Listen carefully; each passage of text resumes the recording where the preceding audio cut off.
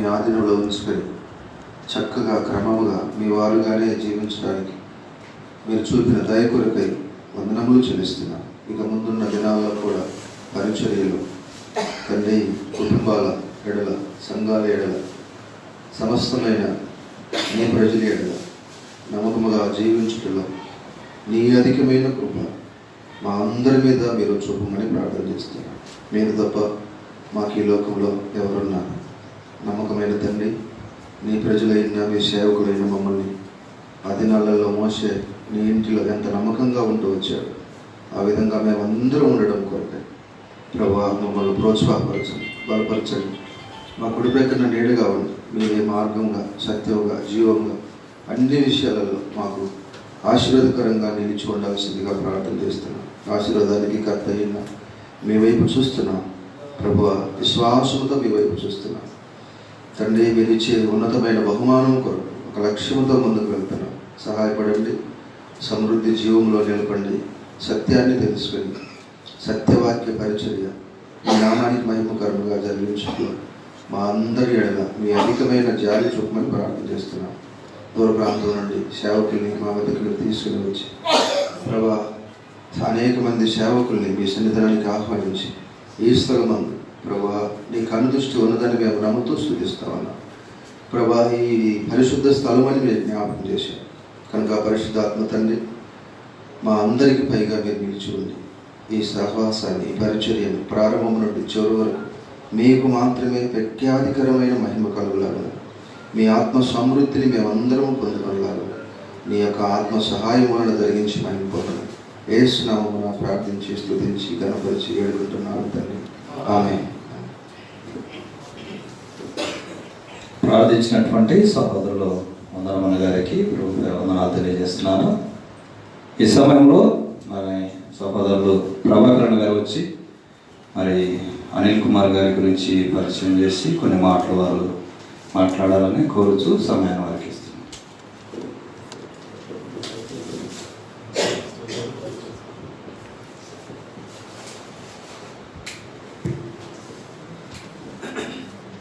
మొదటిగా పాడవరపు తండ్రి అయిన దేవునికి నా వందనాలు తెలియజేస్తూ చేయవచ్చిన తోటి దైవజనులందరికీ కూడా ప్రభునామ వందనాలు తెలియజేస్తున్నాను. చాలా సంతోషంగా ఉంది. 3వ కరోనా తర్వాత మనం ఇంతమందిగా కలుసుకోవడం బహుశా ఇదే మొదటిసారి అనుకుంటాను. చాలా సంతోషం. దేవుని కృపలో మనం అందరము సజీవులుగా ఉంది మరి దేవుని పరిచర్యలో కొనసాగటకు కృప చూపుతున్న దేవునికి మరోసారి నా ప్రత్యేకమైన వందనాలు తెలియజేస్తున్నాను. ఈరోజు మనకు ప్రత్యేకమైనటువంటి వాక్యోపదేశకులుగా మనము సహోదరులు అనిల్ కుమార్ గారిని మనం ఆహ్వానించుకున్నాం. వారు చిలకలూరుపేట పరిసర ప్రాంతాల్లో మరి అనేక సంవత్సరాలుగా దేవుని యొక్క పరిచయం చేస్తున్నారు. వారు మాత్రమే కాదు, వారి తండ్రి గారు, వారి తాతయ్య గారు కూడా, తాతయ్య గారి పేరు బాలరాజు గారు, పులుకూరి బాలరాజు గారు మా తాతయ్య గారు. వారు చాలా కాలంగా ప్రభు యొక్క పరిచర్యలో విస్తారమైనటువంటి పనిని చేశారు. ఇటు ప్రకాశం జిల్లాలోను, అటు గుంటూరు జిల్లాలోను, ఇంకా వేరే వేరే ప్రాంతాల్లో కూడా వారు చాలా విస్తారమైనటువంటి పనిని చేసి దేవుని యొక్క కార్యక్రమాన్ని కొనసాగించినటువంటి వారు. వారి తర్వాత వారి నాన్నగారితో కలిసి అనిల్ కుమార్ గారు వారు ప్రత్యేకంగా మరి ఒక ప్రాజెక్ట్ వర్క్గా దేవుని పని చేస్తుంటారు.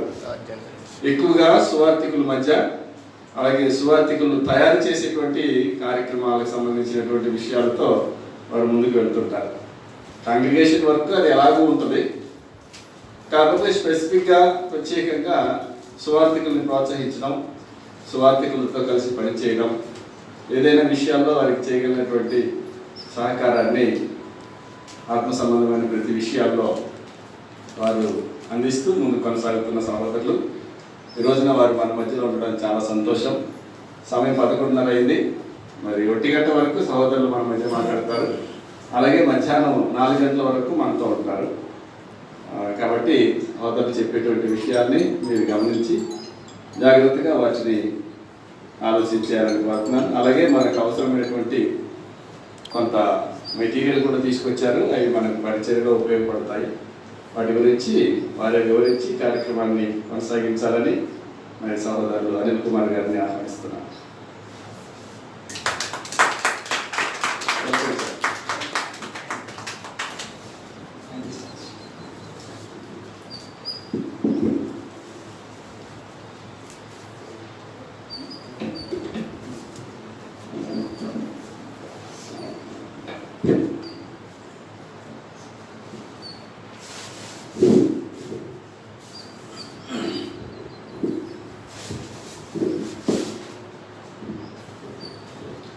ప్రభువైన యేసుక్రీస్తు నామములో అందరికీ వందనాలు. ప్రభాకర్ గారు పరిచయం చేసినట్లుగా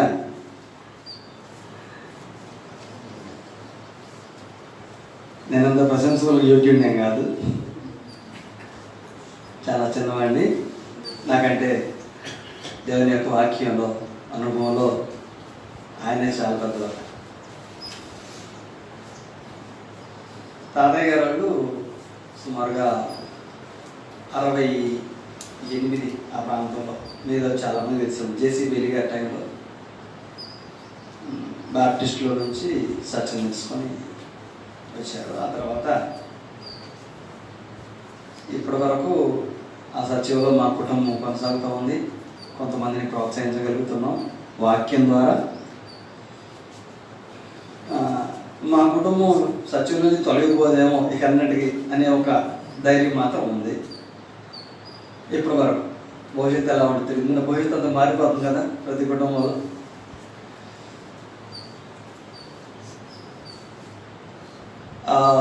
ఎక్కువగా నేను స్వార్థికులు మధ్యలో పనిచేయడానికి ఇష్టపడటానికి చాలా బలమైన కారణం ఉంది.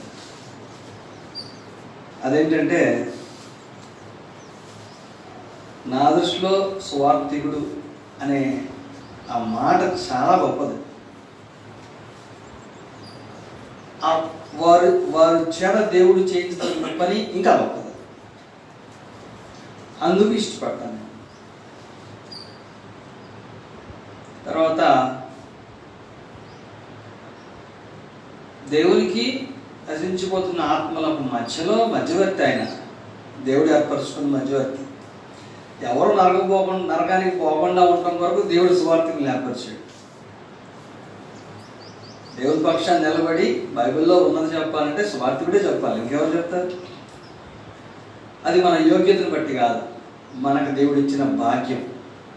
ఎవరైతే ఆ పని నిలుపుకుంటారో వారు ఇంకా భాగ్యవంతులు.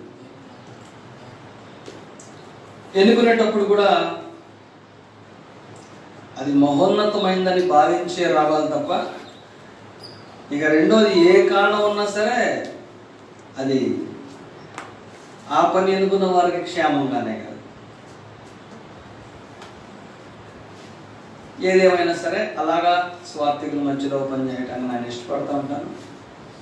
ఆ క్రమంలో భాగంగా ఈరోజు మీ మధ్యకి రావడానికి ఒక ప్రత్యేకమైనటువంటి కారణం ఉంది. అదేంటంటే, వ్యక్తిగతంగా నేను పరిశీలనాత్మకంగా తెలుసుకున్నటువంటి సంఘపరమైన సేవాపరమైన సంగతుల్లో కొన్ని విషయాలు, కొన్ని ప్రాముఖ్యమైనటువంటి అంశాలు మరుగున చేయబడతా వచ్చినాయి. ప్రాథమికమైన విషయాలే మరుగుపరచబడతా వచ్చి, అంటే తెలియక కాదు, పట్టించుకోకుండా ఉన్నటువంటి కారణం. వాటిల్లో ఒకటి ఏంటంటే, స్వార్థ పనిచేయాలని ఇష్టం ఉన్నవారు దేవుని ఆసక్తితో ఏదో బైబిల్ స్కూల్కి వెళ్తారు, నేర్చుకుంటారు, అత్యానందంతో బయటకు వస్తారు, ఎక్కడో చోట స్వార్థ ప్రారంభిస్తున్నారు, సంఘాలు ఏర్పడుతున్నాయి, దేవునికి స్తోత్రం. ఆ సంఘాలు సంఖ్యలో పెరుగుతూనే ఉన్నాయి. అంతవరకు చాలా గొప్ప సంగతి, దేవుడు ఖచ్చితంగా అభినందించేది. అయితే ఒక సేవకుల నుంచి ఒక చోట ఏర్పరచబడ్డ స్థానిక సంఘం ఉంటే, అచ్చట నుండి వేరే ప్రాంతాల్లోకి వాక్య పరిచర్య అందించబడే విషయంలో, లేకుంటే ఆ స్థానిక సంఘం నుంచి వాక్యాన్ని ప్రకటించే మరికొంతమందిని తయారు చేసే విషయంలో మాత్రం చాలా చోట్ల పని జరగట్లేదని అంటారు. మీరేమంటారు? అది ఒక ముఖ్యమైన సమస్య అని నాకు అనిపించింది. మూలంలో ఉన్న సమస్య. ఎందుకంటే ఆదిమ సంఘం అలా లేదు కదా. సత్యం తెలుసుకున్న కొద్ది కాలానికి చెదిరిపోయినా సరే వాక్యం పట్టుకొని వెళ్ళిపోయారు, కానీ పొట్టచేత పట్టుకొని పోవాలి. అవును కదా? ఏమంటారు? నేను మాట్లాడేటప్పుడు మీరు నాతో మాట్లాడుతుంటే నాకు కొంచెం సంతోషంగా ఉంటుంది. అంటే అవునంటే అవునని చెప్పండి, కాదని చెప్తే ఇంకా సంతోషం.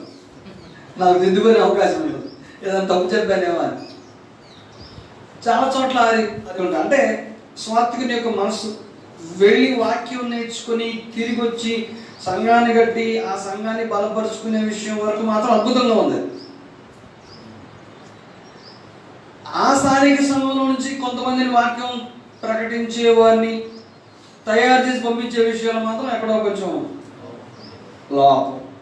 అది చిన్న లోపం ఏం కాదు, చాలా పెద్ద లోపం. అది దేనికి దారి తీసిందంటే,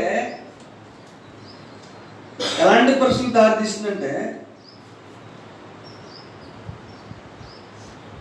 ఒక గ్రామాన్ని, ఒక చిన్న గ్రామాన్ని మన ఉదాహరణ తీసుకుంటే, ఎంత తక్కువ వేసుకున్నా ఒక 2000 మంది ఉంటారు కదా, ఉంటారా? 2000 మంది ఏ గ్రామం తీసుకున్నా సరే ఉంటారు. ఆ 2000 మందికి సత్యం బోధించేవాడు ఎంతమంది కావాలి? ఒకటి సరిపోతాడా? చాలుగా. సో సంఘం అయితే ఉంటుంది ఆ ఊర్లో. అప్పుడు ఆ సంఘంలో ఎంతమంది ఉంటారు? ఇష్టపడి వాక్యం నేర్చుకొని వచ్చి బోధన ప్రారంభించిన ఒక బలమైనటువంటి స్వార్థికుడు ఒక ఆయన వాక్యం చెప్తే కన్వర్ట్ అయిన వాళ్ళు ఒక 40 మంది అనుకుందాం, సరాసరి యావరేజ్ 40 మంది ఉన్నట్టే. సత్యాన్ని అనుసరించి సత్యం కోసం ఆ 2000 మందిని కాదని, లేకుంటే మత శాఖ బోధలు దాని కాదని, ఏదో వాళ్ళకి ఏదో ఒక మంచి విషయం అర్థమై లోపలికి వచ్చిన వాళ్ళు 40 మంది ఉన్నారు కదా, వాళ్ళు ఎన్ని సంవత్సరాలు అక్కడ ఆగిపోతారు?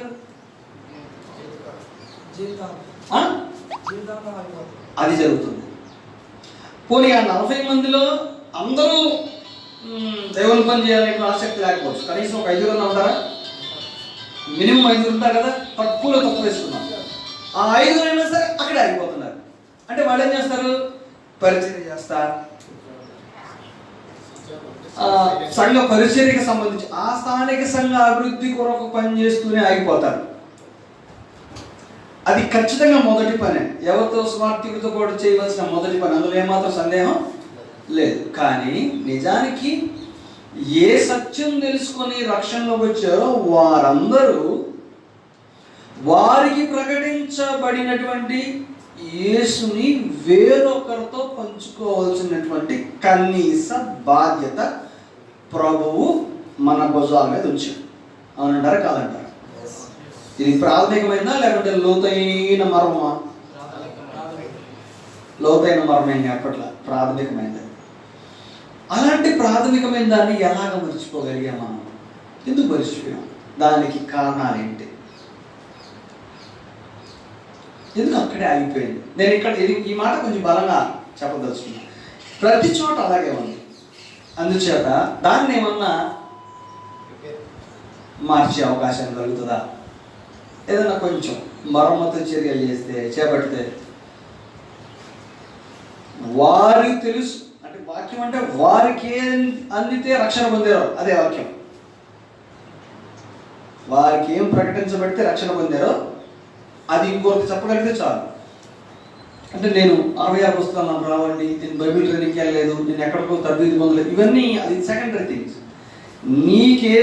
ఏమి సువార్త అందించబడితే చీకట్లో నుండి ఆశ్చర్యకరమైన వెలుగులోకి వచ్చావో ఆ కొద్ది సందేశాన్ని ఇంకోటితో పంచుకోవడం ప్రతి విశ్వాసి బాధ్యత.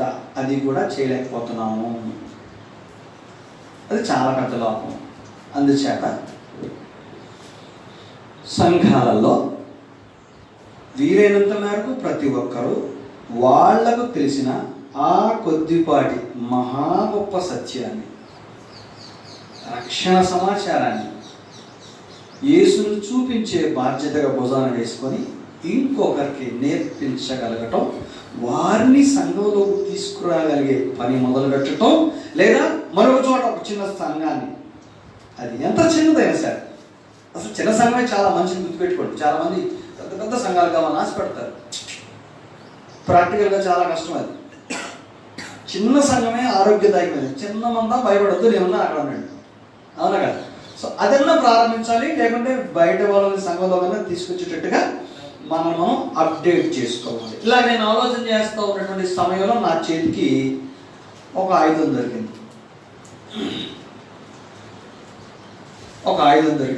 ఆ ఆయుధం పరిశీలన చేస్తే ఇది కరెక్టే, ఇది సబబైందే, ఇది చాలా ముఖ్యమైన నాకు అనిపించి, నాకున్నటువంటి 19 సంవత్సరాల స్వార్థ పరిచర్య అనుభవంలో చాలా కాంటాక్ట్స్ ఉంటాయి కాబట్టి ఎక్కడికి వెళ్ళినా ఇలా ఆహ్వానించిన వారు కానీ స్వార్థికుల సమస్యలు వాళ్ళకి ప్రకటించుకుంటూ నేర్పించే ప్రయత్నం చేస్తూ వస్తున్నాను. కొంతమంది నేర్చుకొని వాళ్ళ స్థానిక సంఘంలోకి వెలుపల వాళ్ళు తీసుకొచ్చే ప్రయత్నం చేస్తూ ఉన్నారు. ఇక్కడ కూడా కొంతమంది ప్రతి మాసం కోరుకుంటున్నారని సోదరులు ప్రభాకర్ గారు చెప్పినప్పుడు మీతో కూడా ఈ సంగతులు పంచుకునే అవకాశం కలుగుతామని నేను తలంచితే దేవుడు కృప చూపించాడు. అందుకు నేను చాలా భాగ్యవంతుని మిమ్మల్ని కలుసుకోగలను. నా చేతి దొరికినటువంటి ఆయుధాన్ని ఈరోజు కొద్ది సమాచారం మేరకు మీతో పంచుకుంటాను. ఈరోజంతా అవి ఒక 12 పనిముట్ల రూపంలో ఉన్నాయి. సులువైనటువంటి పనిముట్లు. నేను ఒక చిన్న వీడియో ఛానల్ని, అలాగే ఒక చిన్న మ్యాగజైన్ రూపంలో ఒక చిన్న మిషన్, సువార్త పరిచర్య వ్యాప్తి చెందించే ఒక చిన్న తలంపు నా మధ్యలోకి వస్తే దాన్ని సత్య విత్తనం అని నా మనసు తట్టితే ఆ పేరుకి చాలా సంతోషపడిపోయింది. ఈ పేరు చాలా ప్రత్యేకంగా అనిపించిందని దాన్ని కన్ఫర్మ్ చేసుకుంది. ప్రభాకర్ గారికి మొట్టమొదటిసారి ఈ మాట అన్నప్పుడు ఈ మాట మీకు ఎవరు చెప్పారు అని అడిగింది. ఎవరు చెప్పలేదు, నా మనసుకే కలిగింది అన్నారు. చాలా ప్రత్యేకంగా ఉందేంటి ఈ మాట అన్నారు. నాకు కూడా అలాగే అనిపించింది.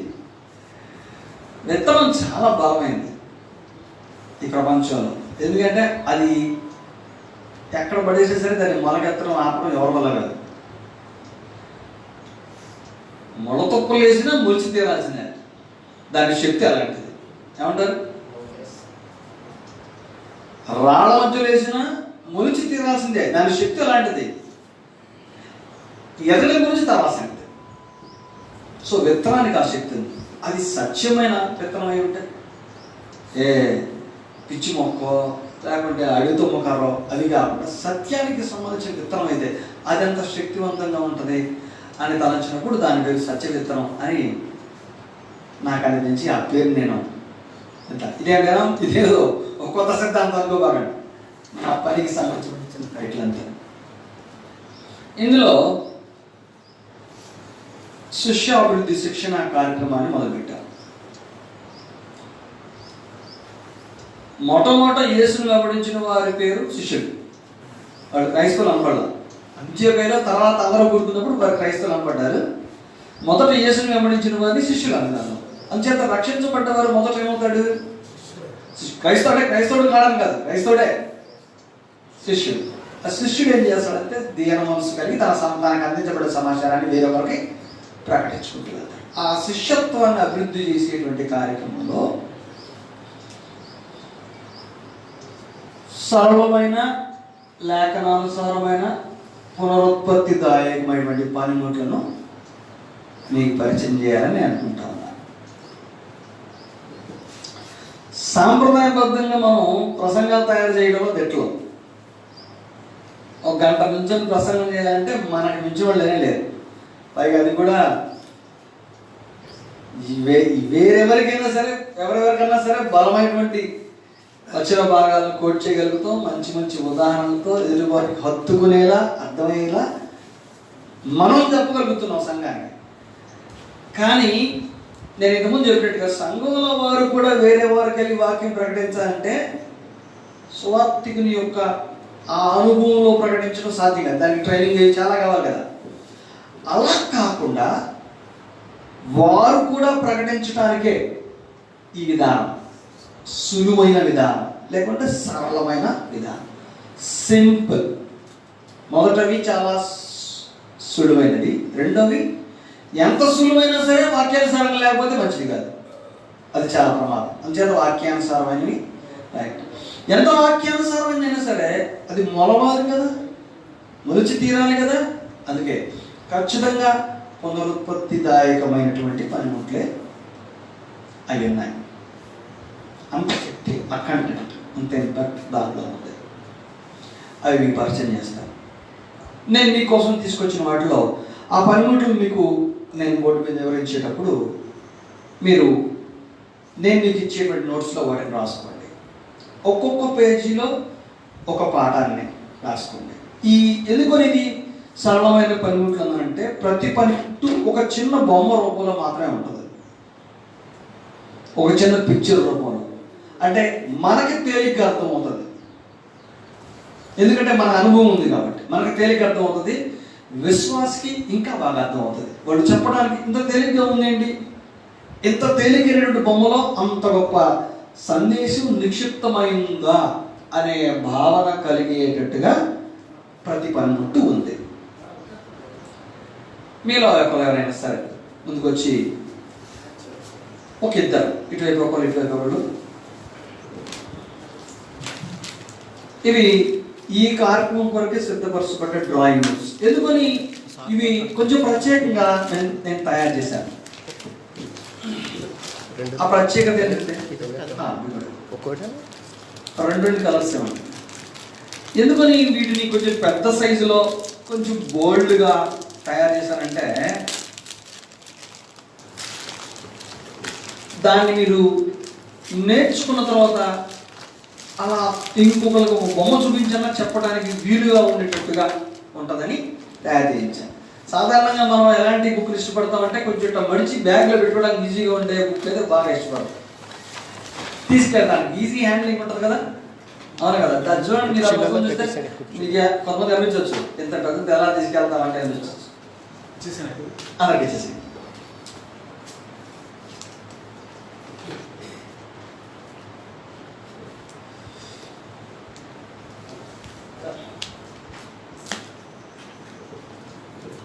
మీలో ప్రతి ఒక్కరికి ఒక డ్రాయింగ్ బుక్ అలాగే 2 కలర్ పెన్సిల్స్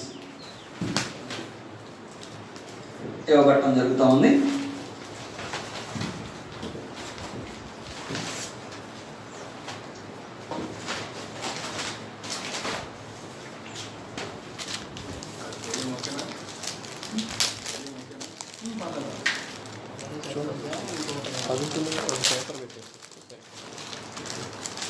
కింద కదులుతుంది కదా.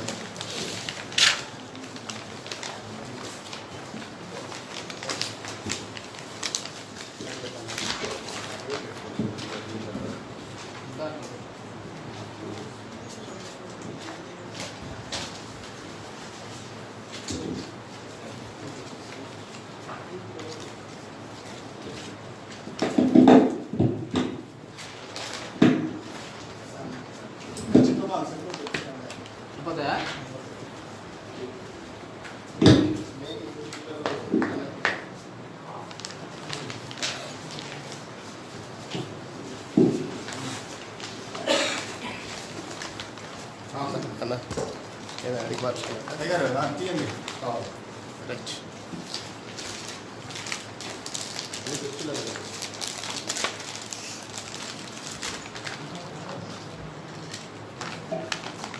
ఇంకా అట్లా వచ్చేసి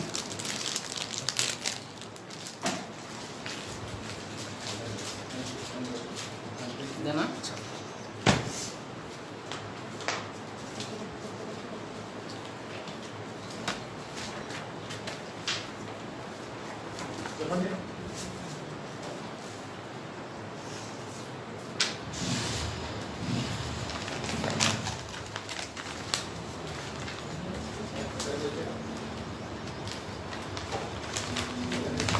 అందరికి వచ్చాయా?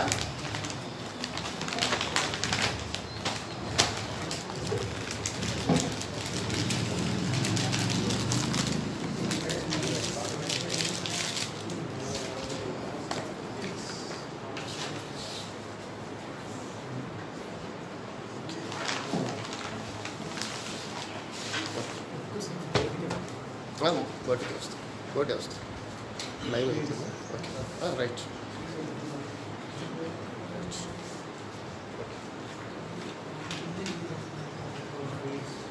కనుక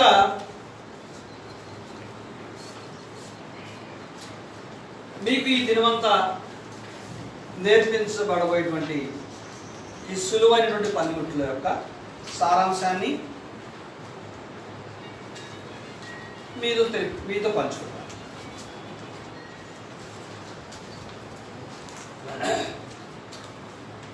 ఈ జగత్తులో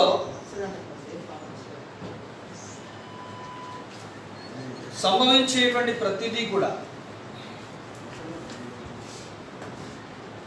మొదట దేవుని యొక్క చిత్తంలో భాగంగా జరుగుతూ ఉందనే మాట ఏమాత్రం కొట్టేయడానికి వీలేదు. సమస్తము దేవుని యొక్క చిత్తంలోనే జరుగుతాయి. దేవుని యొక్క చిత్తంలోనే జరుగుతున్న మాట ఎంత బలమైందంటే ఆఖరికి మనం దేవుణ్ణి ఒకవేళ ఏదైనా ప్రార్థన చేసినా సరే మనం అడిగినవన్నీ దేవుడు ఇవ్వడం. ఇస్తాడా? దేవుని చిత్తానుసారంగా చేయమని ప్రార్థన ముందే చెప్పాడు. ఏది అడిగినానో ఆయన చిత్తానుసారంగా చెయ్యాలి. ప్రార్థన అంటే చాలా శక్తివంతమైందని మనం చిన్నప్పుడు నేర్చుకుంటాం కదా. అంటే నువ్వు ఏది అడిగినానో దేవుడు ఇస్తాడనేటువంటి భావజాలంలో మనుషులు ఉన్నారు. కానీ అందులో చిన్న కన్స్ట్రైంట్ ఏంటంటే ఆయన చిత్తానుసారంగా అడగాలనేది చాలా కీ పాయింట్. సో దానిని ఆధారం చేసి కొంచెం వెనక్కి వెళ్తే ఏమైందంటే ఏదైనా సరే దేవుని యొక్క చిత్తంలో భాగంగానే జరుగుతూ ఉంటుంది. అది నువ్వు అడిగినా అడగపోయినా దేవుడు తన ప్రణాళికని తన చిత్తాన్ని నెరవేర్చుకుంటూ ఉంటాడు. ఇది చాలా ముఖ్యం. అయితే ఆ దేవుని యొక్క చిత్తాన్ని గ్రహించేటప్పుడు దేవుడు మొదట గొప్ప దర్శనాన్ని కలిగి ఉన్నాడు అనే సంగతి తెలిసి ఉండాలి. అంటే ఈ భూమి మీద సృష్టి ఆరంభం అవడానికి ఇక బైబిల్లో ఉన్న 66 పుస్తకాల చరిత్ర సంభవించడానికి ముందే, లేకుంటే ఆదికాండం 1వ అధ్యాయంలో సంభవించిన సంఘటనలకు ముందే దేవునికి ఒక చిత్తం ఉంది, అంటే ఒక ప్రణాళిక ఉంది. అది నా పాయింట్. దాని నెరవేర్పులో భాగంగానే ఆయన మొదట సృష్టి యొక్క క్రమబద్ధీకరణ చేశాడు. 6 దినాల సృష్టి, ఆ తర్వాత అందులో ఏలికగా మానవుని కుటుంబ వ్యవస్థ, ఓకేనా. మరలా తిరిగి మానవుడు దేవుని నుండి తొలగిపోతే తిరిగి అతను రక్షించడానికి కావాల్సినటువంటి ప్రణాళిక, అక్కడ నుంచి కుటుంబ వ్యవస్థ దగ్గర నుంచి ఒక జనాంగంగా ఏర్పరుచుకున్నటువంటి ఇశ్రాయేలు సంతతి, ఇశ్రాయేల్ దగ్గర నుంచి అలా చరిత్ర కొనసాగితే వెంటనే మనకి మార్క్గా కనపడేది యేసు ప్రభు, ఆ తర్వాత సంఘం, ఆ తర్వాత క్రొత్త ఆకాశం క్రొత్త భూమి. ఇది పరిశుద్ధ గ్రంథం యొక్క సారాంశం. అంతేనా? అదంటారు కాదంటారా? దేవుడు, మానవుడు, ఇశ్రాయేల్ జనాంగం, యేసు ప్రభు, సంఘం, కొత్త ఆకాశం కొత్త. మొదటిదేమో కొత్త ఆకాశం భూమి చేసింది, అందులో సూర్యుడు నక్షత్రాలు కదా. చివరిది మళ్ళీ కొత్త ఆకాశం. అది ఇలాంటిది కాదు. అది ఎలా ఉండబోతుందో మనం చూడబట్ల, అంటే ఇక్కడ చూడము, కానీ అక్కడికి మాత్రం మనం ఖచ్చితంగా ఇది దేవుని యొక్క చిత్తం. ఈ చిత్తం అంతటిలో ప్రధానమైనటువంటి పీఠిక మానవుడి కోసం, మన కోసం. మనం పాపం నుంచి విడిపించబడి దేవుని యొక్క హృదయాన్ని, అంతరంగాన్ని ఎరిగి బ్రతకడం కోసం. దేవుని హృదయాన్ని, అంతరంగాన్ని ఎరిగి బ్రతికినవాడు దేవుని చిత్తానికి కనెక్ట్ అయిన వాడి కింద లెక్క. ఎరగకపోతే ఎవరికి నష్టం? అతనికే నష్టం. చిత్తం మాత్రం కొనసాగుతూ ఉంటుంది. దేవుడికి తెలుసు. అంటే ఎవరు వింటారో ఎవరు వినరో దేవునికి ముందే తెలుసు.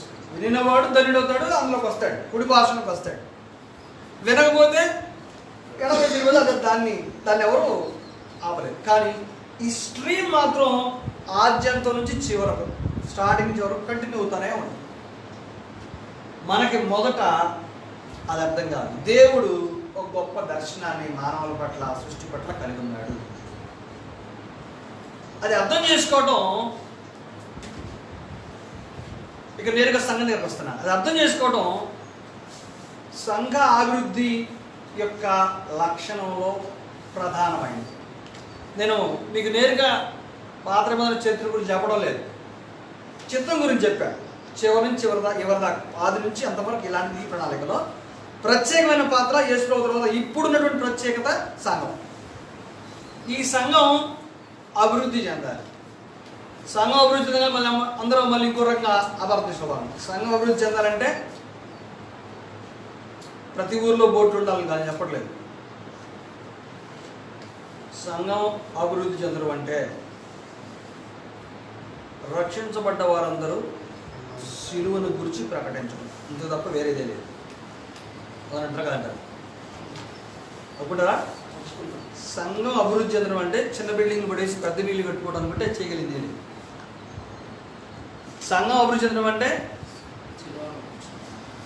ఒకప్పుడు 20 మంది ఇక్కడ ఆరాధన చేశారు, ఇప్పుడు 1000 మంది చేస్తున్నారు అని అనుకుంటే అంతకంటే మూర్ఖత్వం మరొకటి లేదు. సంఘం అభివృద్ధి చెందుతుంది అని అంటే ఒక స్థానిక సంఘంలో రక్షించబడిన వారు 2 100 మంది అయినా వారు ఏ వాక్యాన్ని విని రక్షణ పొందారో అది ఇంకొకరికి చెప్పగలిగితే బూదిగంతం వరకు దేవుని యొక్క రాజ్య సువార్త ప్రకటించబడతాం. ఇది దేవుని యొక్క గొప్ప దర్శనం. ఇది జరగాలి. అయితే నేను ఈ అంశాన్ని ముందు చెప్పినట్టుగా ఎక్కడో ఒక చోట చిక్కుపోయాం. ఎక్కడ? సువార్థికుడు వాక్యం నేర్చుకున్నాడు, సంఘాన్ని ఏర్పరిచాడు, ఆ సంఘం సంఖ్యలో పెరుగుతూ ఉంది, ఇంకా ఆత్మీయతలో కూడా పెరుగుతుందని అందాం. ఇందులో ఏమాత్రం సందేహం లేదుగా. ఏమంటారు? ఆత్మీయతలో కూడా సంఘం పెరుగుతుందా లేదా? పెరుగుతుంది, సందేహం లేదు. కానీ వాక్యం ప్రకటించట్లో ఎంత పెరుగుతుంది? అది మన సమస్య. అందుకే సంఘాభివృద్ధి లక్షణంలో అభివృద్ధి చేసేటువంటి ఈ లక్షణాల్లో అప్రథమైంది దేవుని గొప్ప దర్శనాన్ని అర్థం చేసుకో.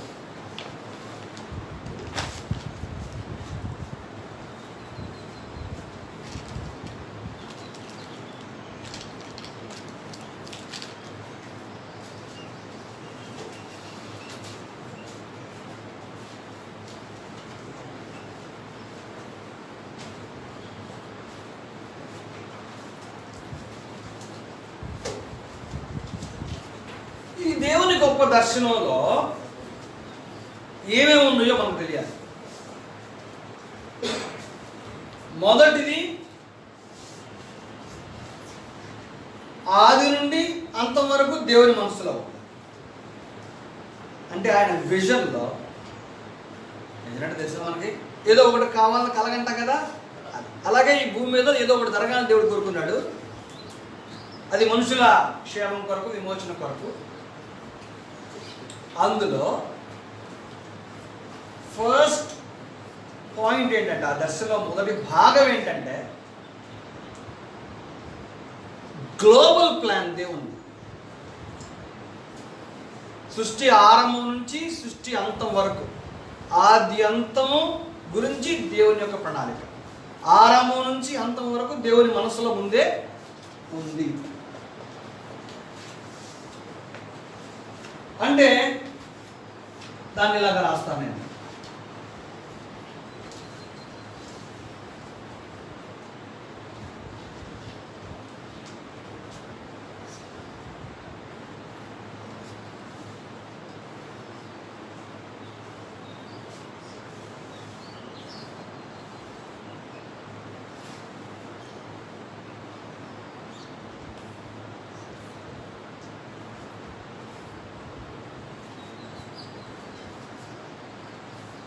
అది గ్లోబల్ ప్లాన్, భౌగోళికమైన లేకుంటే విశ్వవ్యాప్తమైనటువంటి దైవ దర్శనం, దేవుని దర్శనంలో మొదటి భాగం. ఈ విశ్వవ్యాప్తమైన దర్శనం ఎక్కడి నుంచి ఎక్కడి వరకు ఉందని మనకు తెలుస్తుంది. ఇది నిజమని ఎలా అర్థమవుతుంది అని అంటే ఆది కాండం నుంచి ప్రకటన వరకు మనం చదివితే ఇదే కనబడుతుంది. అందుకే ఆకాశం మళ్ళా క్రొత్త ఆకాశం, అంతేనా? ఒకటి ఆల్రెడీ నిర్మించబడింది మొదట్లో, మరలా మన గమ్యం ఏంటంటే కొత్త ఆకాశం కొత్త భూమి, అక్కడ మనం చేరతాం. అందుచేత ఈ విశ్వవ్యాప్తమైనటువంటి దేవుని గొప్ప దర్శనం మొదటి భాగం అయితే అది ఆది కాండం నుండి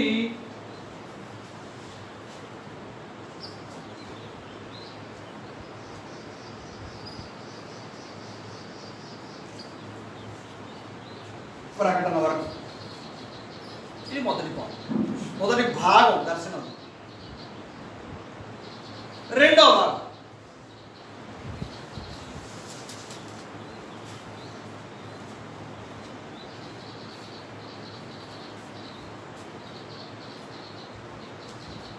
భాగం స్థానికమైనటువంటి భాగం ఉంది. ఒకటి విశ్వవ్యాప్తం మంది అయితే, రెండోది స్థానికం. అంటే అప్పుడేంటి, అది చింతలపాలెం గ్రామం, లేదా మా పట్టణం, లేదా కాకినాడ, ఏ చిన్న గ్రామము చిన్న పల్లె, దాన్ని లోకల్ అంటున్నాను నేను. అది స్థానికం. అది మొదటిది. రెండోది ఒక చిన్న ప్రాంతం. ఎందుకని స్థానికం ఉందంటే అక్కడ కొంతమంది మనుషులు ఉంటారు కదా, వాళ్ళు ఖచ్చితంగా దేవునికి దూరస్తులేనా, వారికి వాక్యం అందాలా, ప్రణాళికది. అది స్థానికమైనటువంటి భాగం. రెండో భాగంగా దేవుని గొప్ప దర్శనం. రైట్. అయితే ఈ స్థానికమైనటువంటి దేవుని యొక్క రెండవ భాగంలో సంఘాభివృద్ధి ఉద్యమం జరగాలంటే మన వద్ద కొంత ప్రాథమికమైనటువంటి సమాచారం ఉండాలి.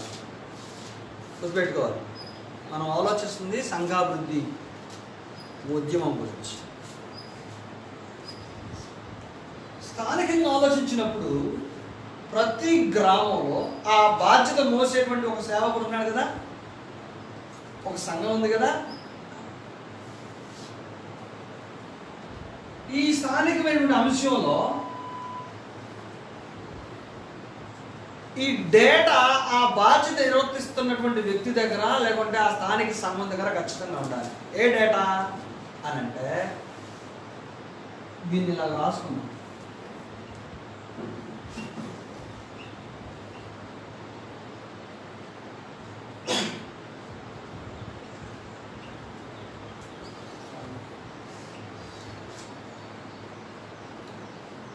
ఒక కఠోరమైన సత్యం, ఒక కఠినమైన వాస్తవం. ఈ మాట మీకు అర్థమయ్యేది చెప్తా. ఎందుకు నేను అంత కఠినమైన పదం రాసామంటే, దేవునికి ఒక వ్యక్తి దూరం అవటం కఠినమైన స్థితి కాదు, బాధాకరమైనది అవునా కాదు. దేవుని అంతరంగానికి, దేవుని చిత్తానికి ఒకడు దూరంగా, లేకుంటే చీకట్లో, లేకుంటే నశించిపోయి ఉండటం కఠినమైన పరిస్థితి కాదా? అందుచేత ఈ పదం వాడారు. కఠోరమైనటువంటి సత్యం ఏంటంటే, చింతలపాలెం గ్రామంలో, లేకుంటే మీరు పనిచేసే గ్రామంలో రక్షించబడ్డ వారి సంఖ్య ఎంత, ఇంకా యేసు నిరుగు వారి సంఖ్య ఎంత అనే స్టాటిస్టికల్ డేటా తప్పనిసరిగా ఉండాలి. ఉన్నప్పుడు ఆ సంఘాభివృద్ధి ఉద్యమాన్ని ముందుకు తీసుకెళ్ళడానికి అది ఎంతగానో ఉపయోగం. గుర్తుంచుకోవాలి, గొప్ప దర్శనం అనే మాటలోనే ఒక ప్రణాళిక, అలాగే ఒక స్థానిక సంఘాన్ని అభివృద్ధి చేయడానికి ప్రణాళిక ఉంటుందా లేదా? ఆ ప్రణాళికలో భాగంగా మన వద్ద రక్షించబడ్డ వారి సంఖ్య ఎంత, రక్షించబడని వారి సంఖ్య ఎంత అనేటువంటి డేటా ఉన్నప్పుడు దేవునికి దూరంగా ఉన్నటువంటి ఎన్ని వందల మంది కోసం నేనే ఇంకా ఏం చేయాలి, ఈ స్థానిక సంఘం ఇంకా ఏం చేయాలి, ఏం చేయగలదు, ఎంతమందిని వాక్యం ప్రకటించే వారిని తయారు చేయాలి అనే ఆలోచన తప్పనిసరిగా వస్తుంది. మనం ఎక్కడ చిక్కుపోయామంటే సువార్త బయటికి వెళ్ళి ప్రకటించే దానికి కన్నా కూడా ఆదివారం ఆ 10 మంది తప్పనిసరిగా ఆరాధన చేయాల్సిందే అనే దానికి ఎక్కువ ప్రాధాన్యత ఇస్తాం. అవునంటారా కాదంటారా? అదేనా మన ప్రయారిటీ ఏంటో? ఎవరు మాట్లాడలేదు. బయటికి ఈ వారం ఎంతమందికి వాక్యం చెప్పాం అనే దానికన్నా కూడా వచ్చే ఆదివారం అందరూ తప్పకుండా వస్తారో రారో, రాకపోతే సోమవారం వెళ్ళి ఖచ్చితంగా వాళ్ళు కలిసి అమ్మ వచ్చే వారం అన్న తప్పకుండా మీరు మానేయకుండా రండి అనేది మాత్రం ఖచ్చితంగా చెప్తాం. అందులో సందేహమే లేదు. ప్రతి సేవకుడు చేసే పని ఇది. అంటే దేన్ని కాపాడతాం మనం? పరిచర్య ఏం జరుగుతుందంటే ఎక్కువ రక్షించబడ్డ వారిని ప్రొటెక్ట్ చేయడం, వాళ్ళని బలపరిచే పని మాత్రం ఖచ్చితంగా జరుగుతూ ఉంది. కఠోరమైనటువంటి సత్యంలో ఇంకా ఇక్కడికి రావాల్సిన సంఖ్య బయట ఎక్కువ ఉందా, లోపల ఎక్కువ ఉందా? వాళ్ళ గురించి ఎవరు ఆలోచన చేస్తారు? ఎవరు చేయాలి? అలాంటి ఆలోచనలు ఎక్కడ జరుగుతాయి, ఎన్ని చోట్ల ఎక్కువ జరుగుతున్నాయి అనేది నా ప్రశ్న. ఏమంటారు? అందుకే నేను అలాగ ఆలోచన చేస్తా ఉంటే ఇది నాకు దొరికినప్పుడు నాకు ఆయుధంలాగా అనిపించింది అని అన్నా. నేను అలా తేలిగ్గా ఈ మాట అన్నా. నేను బయట వేల మంది ఉన్నారు. ఎక్కడ? ఈ గ్రామం వరకు తీసుకుంటే ఈ గ్రామం దాటితే ఎంతమంది ఉన్నారు? లక్షల మంది ఉన్నారు. మండలంలోకి వెళ్తే, మండలం దాటి రాష్ట్ర పరిధిలోకి వెళ్తే కోట్ల మంది, భూభాగం భారతదేశం దాటి బయటికి వెళ్తే వందల కోట్ల మంది దేవుని గొప్ప దర్శనంలో భాగస్థులు కాలేక ఉన్నారు. ఇది పాయింట్. ఇది మనకు బాగా అర్థం కావాలంటే, ఈ ఫీల్ మనకు రావాలంటే మనం పొందినటువంటి రక్షణ గొప్పతనం తెలిసి ఉండాలి. అవును, నరకంలో పడాల్సిన నన్ను తప్పించాడా నా తండ్రి అనే పాయింట్ బాగా అర్థమైతే, నరకంలో పోయాల్సిన వాళ్ళు ఇంతమంది ఉన్నారు, నేనే ఇంకా కనిపించున్నాను అని అనిపించింది. నన్ను తప్పించాడు నరకంలో కూడా. నీకు అర్థమవుతుందా? పాయింట్ అర్థమవుతుందా? అంత తీక్షణమైన నిత్య నరకాగ్ని నుంచి నా దేవుడు నా ప్రభుని క్రీస్తు పంపించి నన్ను తప్పించాడు. నేనెందుకు ప్రతి ఆదివారం ఆరాధనకి వెళ్ళి నాకు పని అయిపోయింది అనుకుంటున్నాను? అంటే ఈ బయట ఉన్నటువంటి వందల కోట్ల మంది కోసం నా ప్రభు రాలేదా? వచ్చాడు కదా. మరి ఈ సంగతి వాళ్ళకి తెలిసేది ఎలాగా? వెళ్ళాలి, స్వార్థ ప్రకటించాలి. ఇది కూడా సాంప్రదాయబద్ధ స్టేట్మెంటే. ఇది కూడా ప్రజాచారం చెప్పుకుంటాం. సంగమా, మేలుకొనుమా, మనం వెళ్ళి ప్రకటించాలి. పోయింది లేదు, పెట్టింది లేదు. తెలుసు ఏం చేయాలో, ఏం చేయాలో, ఏం చేయాలి ఎవరికి తెలుసు, అనేది తెలుసు. కానీ నా పాయింట్ ఏంటంటే, అంత ఆత్మల భారం అనే పదం తెలుసు మనకి. ఆత్మల భారం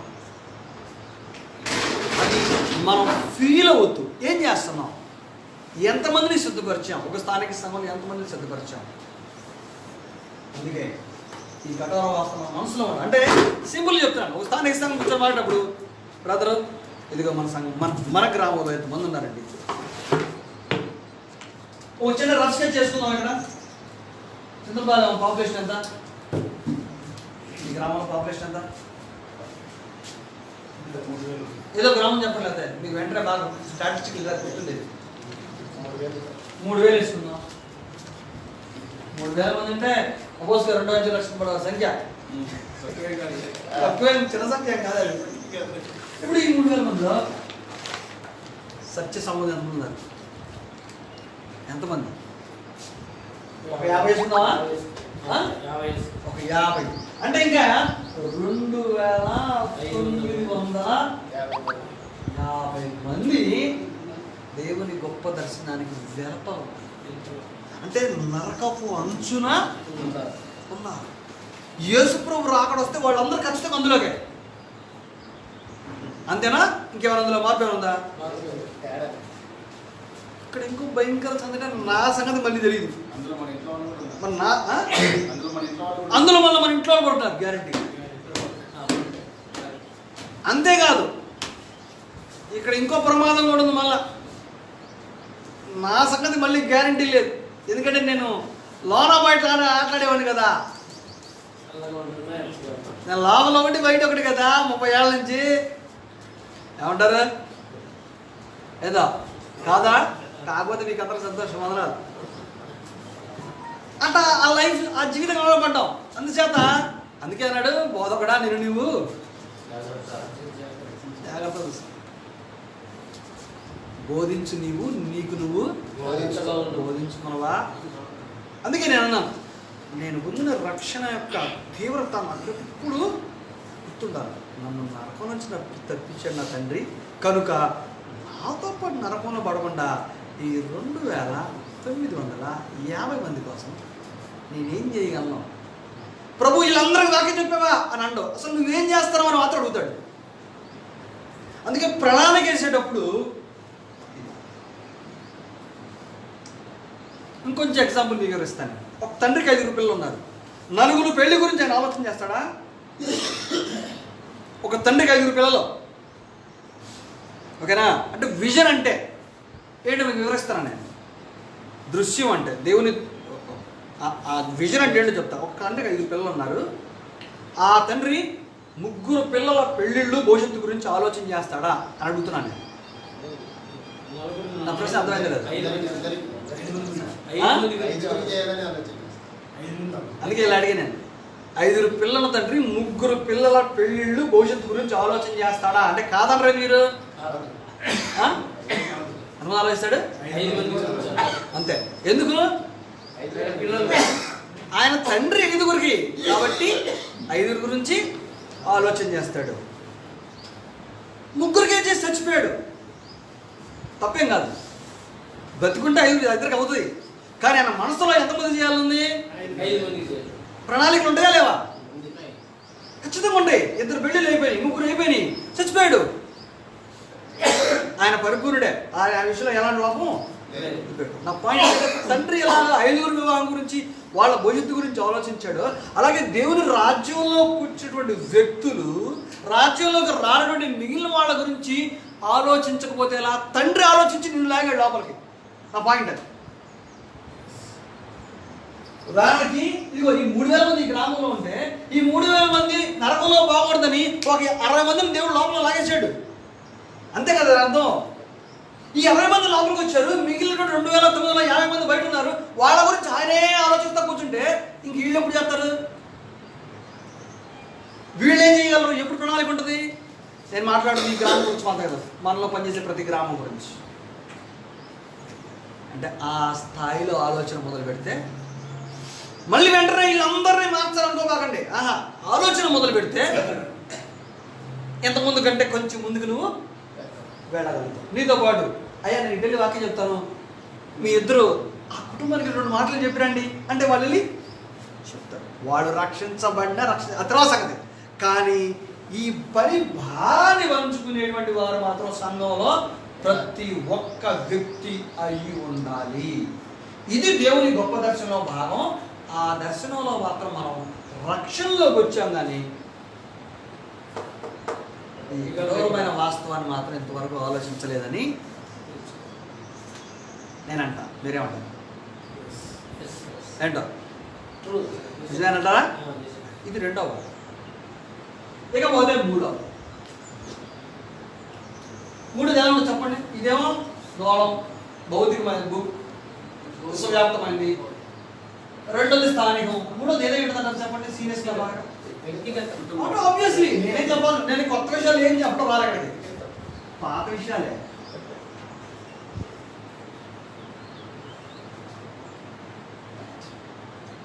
చూసారా మన అనుభవం ఎలా ఉందో? కొత్త సిలబస్ తెచ్చేసరికి వెంటనే ఫాలో అవ్వాలి. అది దేవుడి చిరికి. సో 3వది వ్యక్తిగతమైనది, దేవుని యొక్క దర్శనంలో భాగం.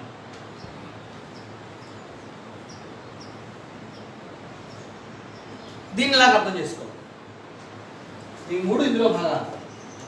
వ్యక్తిగతం అని అనగానే మన మనసులోకి గుర్తుంచుకోవాలి, మనం సంఘాభివృద్ధి గురించి ఆలోచన చేస్తున్నాం.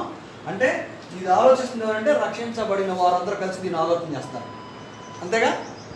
మనకేమవుతుందంటే ఓ దేవుని దర్శనం ఇదా, ఆది కాడి నుంచి తన వరకు దేవుని దర్శనం ఉంది. నెక్స్ట్ స్థానికం అంటే ఏంటది? ఒక గ్రామాన్ని ఎన్నుకుంటే కఠోరమైన వాస్తవం ఏంటి? నేను రక్షించబడ్డాను, లేకుండా మా స్థానికులు వాళ్ళు రక్షించబడ్డారు, బయట ఇంకా రక్షించబడిన వాళ్ళు అంతమంది ఉన్నారు. అది రెండు. నెక్స్ట్ వ్యక్తిగతం. ఇప్పుడు నా గురించి ఆలోచన చేస్తాను. మరి నా గురించి ఏంటి, నేనేంటి, పరిస్థితి ఏంటి, ఇందులో నా భాగం ఎంత, అందులో నా భాగాన్ని గురించి నేను తప్పనిసరిగా ఆలోచించు. నా మదిలోకి రావాల్సిందే.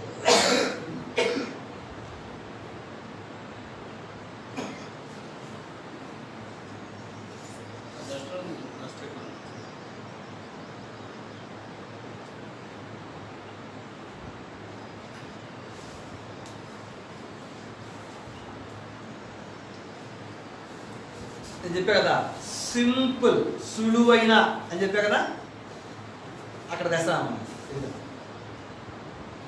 సంబంధాల చిత్రం అనే ఒక చిన్న బొమ్మ ఉంది. ఆ పదం అర్థమైంది మీకు వివరిస్తే. ఒక చిన్న బొమ్మ రూపంలో నాకు ప్రతిరోజు నాకు కనెక్ట్ అయి ఉన్న, దేవునికి ఇంకా కనెక్ట్ కాకుండా ఉన్న వారి పేర్లు జాబితా ఇప్పుడు నా నోట్లో ఆడుతూ ఉంది. ఈ సంఘం అంతా కలిసి ఏం చేస్తుంది అనే దాని గురించి నేను మాట్లాడలా. అది ఇది నేనేం చేస్తాను, నా గురించి దేవుడు అనుకున్నాడు, ఏమనుకున్నాడు నా గురించి ఆలోచించినప్పుడు నాకు ఆ బాధ్యత ఉండగా ఎలాగ ఆ పని చేయొచ్చు అంటే నా సంబంధాల చిత్రం ద్వారా ఆ పని చేయొచ్చు. నా కుటుంబంలో సభ్యులు ఎంతమంది? రైట్. నా కుటుంబంలో సభ్యులు 6 రక్షించబడ్డారా? Very good, right. నా స్నేహితులు ఎంతమంది? ప్రతి మనిషికి స్నేహితులు ఉంటారా? ఎంతమంది ఉంటారు? 2-3 స్నేహితులు. చాలా మంది బయటికి పోతే అందరు స్నేహితులే. సరే, ఆయన మాట ప్రకారం 2 అనుకుందాం. రైట్, ఆయన మాట కొట్టేయకూడదు. ఆ 2లో రక్షించబడింది ఎవరు? 2రా? ఒకరా? 2 కాదా? అసలు ఎక్కువ మంది 2 రక్షించబడరు. ఎక్కువ మంది కొన్న స్నేహితులు. తర్వాత నా రక్త సంబంధికులు ఎంతమంది ఉన్నారు?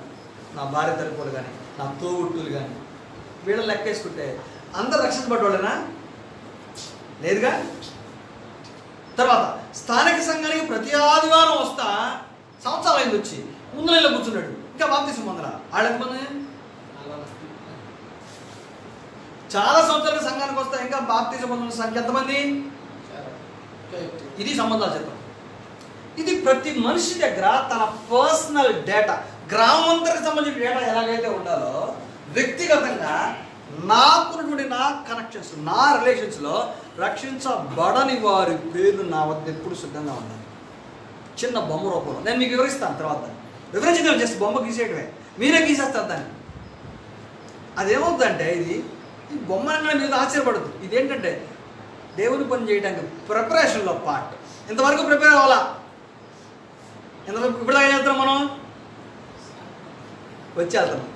అమ్మో, ప్రభు రొట్టె రొబ్బోదట్టగా ఆదివారం పూట ఆయన ఒప్పుకోడు. అలా రొట్టె విరిచారా? ఈ ఆదివారం ఫోన్ చేస్తారు కాకినాడ నుంచి. అయ్యా ఒక ఆయన లేదు, ఎందుకు రొట్టె విరవలా? అది ప్రశ్న కాదా? రైట్. అందుచేత ఎందుకు వస్తాం? ప్రతి ఆదివారం ఎందుకు వస్తాం మనం ఆరాధనకి? రొట్టె విరవడానికి వస్తాం. అది సార్. సో రక్షించబడటానికి 5 మెట్లు, లేకుంటే రక్షణ పొందడానికి 7 మెట్లు, ఇవన్నీ కంటోమాటాలే. ఎక్కడ స్ట్రక్ అయిపోయామంటే సంఘం దగ్గర స్ట్రక్ అయ్యాం. దేవుని కృప తోడైంది, అందులో సందేహం లేదు. రక్షణ పొందాం, సంఘానికి వస్తున్నాం, వెళ్తున్నాం. అబ్బో, మన కుటుంబంలో వాళ్ళందరూ వస్తున్నారు, వెళ్తున్నారు. మరి ఇది ఎవరు చేస్తారు?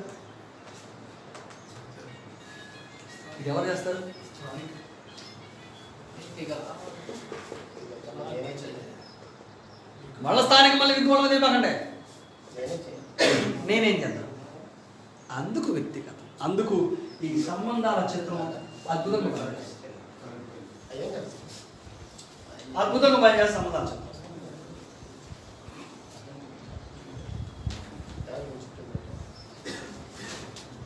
ఇక్కడ వరకు అర్థమైందా మీరు? క్లియర్గా అర్థమైందా? ఇప్పుడు దీన్ని మనం కార్యరూపంలో తీసుకెళ్ళాలి. ఇక్కడ నుంచి మనం దీన్ని కార్యరూపంలోకి తీసుకెళ్ళాలి, క్రియారూపంలోకి తీసుకెళ్ళాం వద్దా? ఇప్పటి వరకు మనం చిన్న సమస్య ఉన్నాం, పెద్ద సమస్యలు ఉన్నాం. చిన్నదా పెద్దదా? సరే, ఇంతకు ఇది పెద్ద సమస్య ఎందుకని చెప్పండి.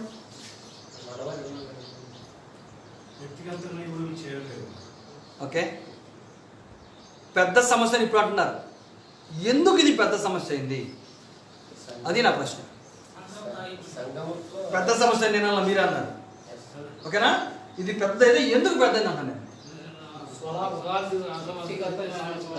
ఏమన్నారు?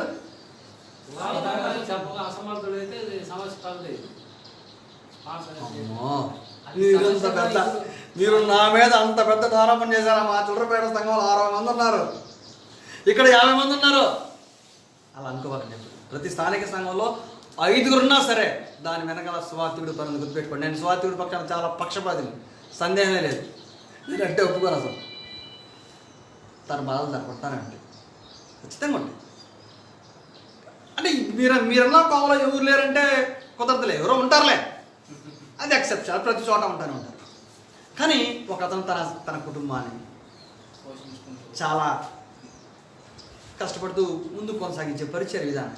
ఇది మానేసి వ్యాపారం చేయకుంటే చాలా డబ్బులు అవుతాయి కదండి. అది తెలిసి కూడా ఈ పని చేస్తున్నాడు. అవునా కదా? అవునా కదా? సో ఏదో కమిట్మెంట్స్ ఉన్నాయి, ఆ దిశగా వద్దు. ఎందుకు ఇది కఠినమైన సమస్య? మళ్ళీ ప్రశ్న అడుగుతున్నా. సమస్యను భారంగా ఎవరు తీసుకోవట్లేదు. ఎందుకు కఠిన సమస్య ఏంటంటే, ఒక సామెత ఉంది,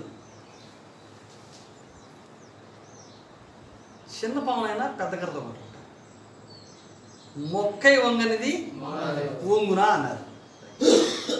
ఇది సంఘం యొక్క ప్రాథమికమైన పని, లేకుంటే నాయకత్వం సంబంధించిన లోతైన ఆత్మీయ పని? అంటే ఆ ప్రాథమికమైన స్థాయిలో అది ఆలోచన లేని కారణంగానో, అసలు ముందు ప్రభువులోకి వస్తే చాలు అనే మనసుతో వారిని రక్షణ నడిపించేటువంటి పనిలో నిమగ్నమైపోయడం ద్వారా నీకు అర్థమైందా? అక్కడ అది కొంచెం మరుగుపరచబడింది అంతే. మన వాక్యానుసారంగా చేయట్లేదని నా ఉద్దేశం కాదు. అక్కడ కొంచెం మరుగుపరచబడేసరికి ఈ సంఖ్య ఇప్పుడు పెద్దగా కనపడుతుంది. ఇన్ని సంవత్సరాలుగా నేను దాన్ని ప్రాథమికమైన టచ్ చేయకుండా నిర్లక్ష్యంగా వచ్చానా? ఇన్ని సంవత్సరాలుగా ఈ ప్రాథమికమైన సంగతి నేను ఆదమర్చి వచ్చాను. అది పాయింట్. ఒప్పుకుంటారా? ఏదో ఆదమర్చాను అంటే ఇక్కడ మనం దేవునికి కరెక్ట్ దూరం అవ్వాలా, దేవుని దగ్గరగా ఉన్నాం, మన కుటుంబం ఆరాధన చేస్తా ఉంది, ప్రార్థన చేసుకుంటున్నాం, కానుకలు ఇస్తున్నాం, స్వాతి ఊరు వెళ్తున్నాం, సార్ ఇదిగో మా దగ్గర తీసుకుని అంటున్నాం, పంట పండిందంటే ఒక బస్తా బియ్యం ఇస్తున్నాం, అంతా బాగానే ఉంది. ఇక్కడ రక్త కొట్టాం, 30 ఏళ్ళు గడిచిపోయింది. నీకు అర్థమవుతుందా నా పాయింట్ ఏందా? దాని గురించి అంటే ఇది ఎలాంటిదంటే, ఒకసారి నాకు తట్టలేదు ఈ ఆలోచన అని కొన్నిటి గురించి కొంతకాలం తర్వాత బాధపడతామే, అలాంటిది ఇది. అవునంటారా కదంటారా? ఏం చేద్దాం?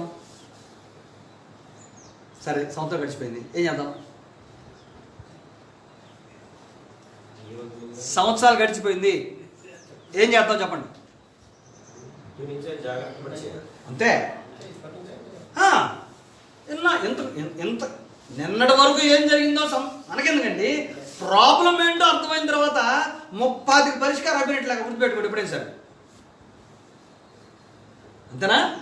ఒక సమస్య ఏంటో అర్థమైన తర్వాత ఆ సమస్య 30 భాగం. ఈ ప్రపంచంలో చాలా సమస్యలు నేటికి పరిష్కారం కాకుండా ఉండకపోవడానికి కారణం ఏంటంటే, ఆ సమస్య ఎక్కడ ఉందో తెలియక, తెలిసినా కొంతమంది అంగీకరించక.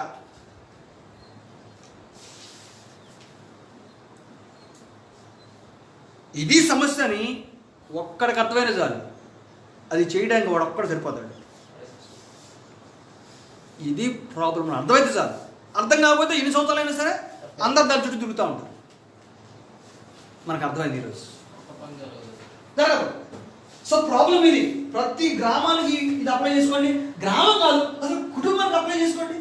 మన కుటుంబంలో ఒక్కడే ఉంటాడు, సువార్త పని చేస్తారు, భార్య రాదు, పిల్లలేమో మత్స్యానికి వెళ్తారు, భార్య ఏమో ఇంకోటి నెక్స్ట్కి వెళ్తుంది, ఈయన మాత్రం బ్యాగ్ తీసుకొని ఆ ఊళ్ళో ఉండు, మళ్ళీ తలకాయ కదా అడుగుతారు ఆ భయ నువ్వు వెళ్ళేవాడు యాక్టివ్. అందువల్ల వేరే గ్రామంలో సంబంధం ఆడకెళ్ళి ఆయన వాటి మీరు ఎవరిని బాధపడితే కాకండి. ఏం బాధ ఏమండి మీరు కొత్త ఏంటున్నారా? చాలా మంది ఉన్నారు సార్. నేను అంటున్నా అందరూ అనుకోవట్లే, అందరూ అంటలేదు, అందరికి ఆపాదించమాకండి. ఇలాంటి వ్యక్తిత్వాలు ఉన్నాయి అని చెప్తున్నాను నేను, అంతే. ఇలాంటి మనస్తత్వాలు ఉన్నాయి, ఓకేనా? అప్పుడు ఆ వ్యక్తి మొదట ఎవరి గురించి ఆలోచించాలి? ఎందుకు ఆలోచించాలి? పరలోకంలో వాళ్ళు కూడా ఉన్నారు కదా, వాళ్ళు కుటుంబ సభ్యులు నరకానికి పోయేటువంటి సేవ, అదే విచిత్రమైన సేవ. నాకు అర్థమైంది, అర్థమైందా? ఇప్పుడు రోజు ప్రార్థన చేస్తున్నా వాళ్ళతోటి, రైట్, ఓకే, తప్పలేదు. ఎన్ని సంవత్సరాలు ప్రయాసపడ్డా సార్, ప్రార్థన చేస్తే మారకపోతే ఇంకేం మార్గం లేదు దానికి. ప్రార్థనతో పాటు ఇంకోటి, మళ్ళీ అక్కడ ఇంకోటి ఉంది. చాలామంది కుటుంబ రక్షణ కోసం ప్రార్థన చేస్తారు కానీ పని చేయరు. ఎందుకంటే ప్రార్థన తేలిక, పని కష్టం. పనులు ఏముంటుందంటే మాదిరి జీవితం ఉంటుంది. ప్రార్థనలో మాదిరి ఏముంది? మోకాళ్ళే కదా, అంతేనా? సో ఈ రెండు పార్లర్గా ఎప్పుడైతే ట్రావెల్ చేస్తూ ఉంటాయో ఆ కుటుంబంలో రక్షించబడే వారి సంఖ్య పెరుగుతుంది. కొంతకాలానికి ఇంకో అది జరుగుతుంది. అంచేత let us focus on our family. వ్యక్తిగతంగా మనం తీసే సంబంధాల చిత్రంలో మొదట నేను నా కుటుంబాన్ని ఫోకస్ చేయాలి.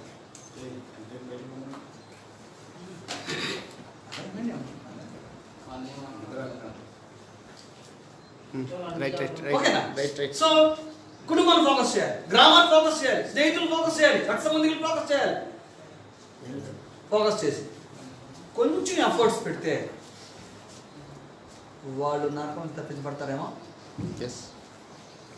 30 ఏళ్ళు పట్టించుకోవాలా. ఎవరి గురించి? నీ సమీప స్నేహితుడి గురించి 30 ఏళ్ళు పట్టించుకోవాలి. 1 సంవత్సరం పట్టించుకుందాం అంటే అర్థం తెలుసా? ప్రణాళిక. అందరూ బాగా ఆలోచించారు. 30 ఏళ్ళు నీ స్నేహితులు పట్టించుకోవాలి. వాడు చెప్పినా వినండి, ఏదో ఉన్నాయి, నువ్వు పట్టించుకోవాలి.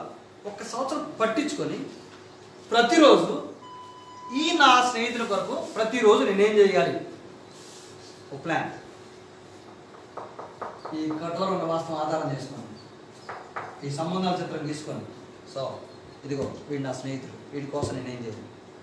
ఎందుకు? ఇతన్ని ఎక్కడి నుంచి తప్పించాలి? సబ్జెక్ట్ అది. ఇతను క్రీస్తులో చేయడం కాదు, ఈ రెండు చాలా తేడా ఉన్నాడు. నేను కొన్ని విషయాలు చాలా విచిత్రంగా ఆలోచన చేస్తుంది. బాగుండాలంటే అంటే మనం ఎక్కువ సందర్భాలు ఎక్కడ ఫెయిల్ అయ్యామంటే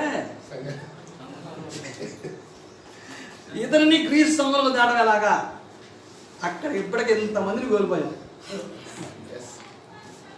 ఐడియాలజీ నుంచి బయటికి రావాలి. గుర్తుపెట్టుకోండి, నువ్వు సత్యం చెప్పి బాప్తిజం ఇస్తే అతను ఎక్కడ ఉంటాడు? సత్యంలో ఉంటాడు. దాన్ని ఇంకేదో కాంప్లికేట్ చేసుకోవద్దు. సులువైన మార్గం యేసుప్రభు ఏర్పరిస్తే నువ్వు ఒక పెద్ద గంత కట్టి నువ్వు దానిలో నుంచి వస్తేనే అన్నావు అనుకో, అర్జున్ పెట్టుకోవాలి. సో 30 ఏళ్ళు పట్టించుకోవాలి. 1 సంవత్సరం పట్టించుకొని చూడు. ప్రతిరోజు ఏం చేయాలి నా స్నేహితుల కోసం? రోజు వెళ్ళి కలుస్తావా? నీ కుదరదు, నీ డ్యూటీ. వారానికి ఒకసారి కలుస్తావా? ఎన్ని వారాలు? 12 4 48 45 వారాలా? 52 వారాలు. 52 వారాలు వారానికి ఒకసారి వేసుకున్నా సరే. వారానికి ఒకసారి అంటే అర్థం ఏంటి? నువ్వు రోజు టీకి టిఫిన్కి వెళ్తావే, అట్ట కాదు. అట్ట 30 ఏళ్ళు వెళ్ళావుగా, 30 ఏళ్ళుగా టీకి టిఫిన్ పోనా? అట్ట కాదు. తీసుకొని పో. 1 అరగంట టైం పెట్టుకో, కూర్చో. ఈ అరగంట పలానా సమయాన పలానా రోజున అదిగో నా ఫ్రెండ్ కోసం 30 ఏళ్ళు నేను వాడి గురించి పట్టించుకోవాలి. మొదలు పెడతా. అరగంట వాడి కోసం, మిగిలిన 4 గంటలు టీకి టిఫిన్ కలిసి తిరుగుతారు కదా, అరగంట మాత్రం ఇది చెప్పడానికే. ఇది ఎడ చదువుతాం మళ్ళీ ఆది కాండం దీపాకండి, మళ్ళీ 30 ఏళ్ళు గడిచిపోయింది అంతే కదా. ఆది కాండం లేదు, సిలువు గారికి వెళ్ళండి నేరుగా. అక్కడ ఎలా వెళ్ళాలో చెప్తా. ఈ ఈ ఈ మెథడ్లో చాలా సులువుగా నీ ముందు ఉంచుతాను. మళ్ళీ ఆదికాండం మొదలు దేవుని మహాసంకల్పం ఆదికాండం మొదలుపెట్టి ఆది అని ఏముందో అక్కడి నుంచి మొదలుపెట్టావు, నువ్వు ప్రకటన దాకా రావాలి. మళ్ళీ అప్పుడు దాకా ఆయన బాప్తిసం పొందాడు. ఆయన ఏమంటాడు, నేను ఇంకా నేర్చుకోవాలి, నేను ఇంకా తెలుసుకోవాలి. ఈ డ్రామాలు ఆడతాడు. ఏమంటే అట్లా వద్దు అలా. అందుకే నీ లైఫ్ ట్రాన్స్పరెన్సీ ఉంటే దీన్ని ఛేదించడం దీని ద్వారా గుర్తుపెట్టుకోండి. ఇక్కడ నేను ఒకటి గురించి మాట్లాడా, అప్పుడు ఈ స్థానిక సంఘంలో ఉన్నటువంటి 50 మంది మీద ఈ బాధ్యత ఉంటే ఆ పని బాధ్యత మోసేవాళ్ళు 10 మంది అయితే ఇప్పుడు ఒకడే. ఈ 50 మందిలో ఎంతమంది శరీరం కనీసం ఈ 10 మంది మళ్ళీ బైబిల్ ట్రైనింగ్ పోలా. సిలువల గురించి 2 మాటలు వాళ్ళు ఏమి అక్షరం పొందారో అది చెప్పడం ఎలాగ, అదే సబ్జెక్ట్. ఇప్పుడు చూడండి ఏం జరుగుతుంది. ఒక సంవత్సరం ఏం జరుగుతుంది?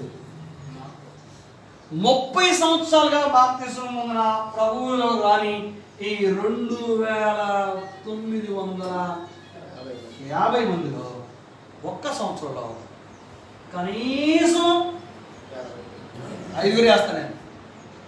నేను ఇంకా తక్కువ వేస్తాను. 30 సంవత్సరాలుగా రాని వారు 5 ప్రభువులోకి వస్తే ఏం కావాలండి? అంతకంటే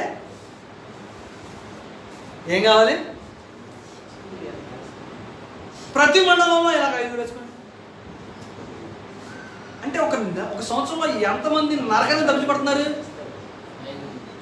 అయ్యా మీరేదో విచిత్రంగా చెప్పాకండి అనిల్ కుమార్ గారు, ఇవన్నీ మేము చేస్తాను అని మీరు అంటే నేను చేయగలిగింది ఏం లేదు. చేస్తే మంచిదే, దేవునికి స్తోత్రం. చేస్తామంటే ఇంకా కుటుంబంలో ఎందుకున్నారు, ఇంకా రక్షణ పొందకుండా ఇది పెట్టు వేరే వాళ్ళు వెళ్తున్నాం కాబట్టి వీళ్ళు అట్టనే ఉన్నారు. మరి వీళ్ళ గురించి ఎవరు పట్టించుకుంటారు? నా పాయింట్ అది. అట్ హ్యాండ్ ఉన్నారు కదా ఇంకా 11 వాళ్ళు. లేకుంటే మీరు అనుకున్నారా ఇంకా వీడు బాగుంటాడు అని మీరు అనుకున్నారే? మళ్ళీ ఆ జబ్బు కూడా ఉంది. వాడు ఎంత చెప్పే వినండి. అందుకే ఇంకోటి చూద్దాం. ఉందా లేదా? నీకెక్కడుంది అధికారం? నీకెక్కడుంది? ఇంక వీడు మాడని చెప్పడానికి ఫలానా వ్యక్తి ఇంకా రక్షణ అని చెప్పడం అధికారం నీకెక్కడదే? లేదు. సిలువలో ఒక ఆయన ఒక మాట రక్షణ పడ్డాడు. అంతకుముందు చాలా జీవితం ఉందా ఆయనకి? ఉందా లేదా? ఒక రెప్పపాటు ఏమన్నాడు ఆయన? యేసు ప్రభు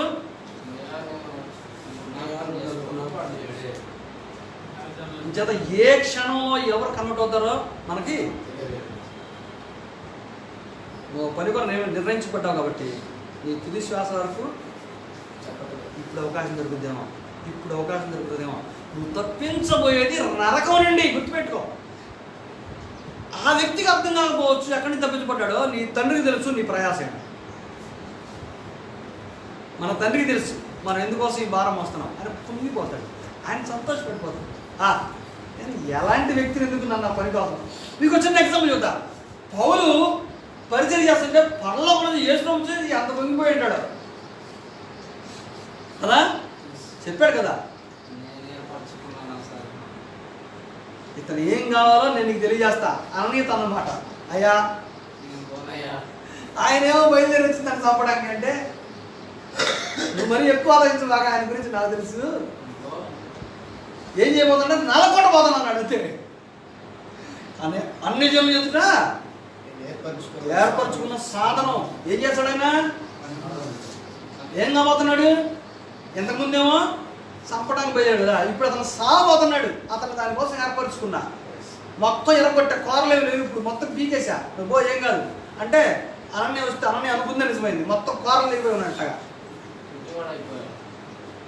కళ్ళే లేకపోతే ముందు కళ్ళు స్వస్థపడత వచ్చింది. గుర్రం మీద వస్తాను వాడికి కళ్ళే లేకుండా పోయింది. నీకు అర్థం ఉందా? అలా ఉంటుంది మహాదేవుని యొక్క సంకల్పం. మనం ఏదో భయపడతాం చిన్న చిన్న వాటి, భయపడాల్సిన అవసరం లేదు.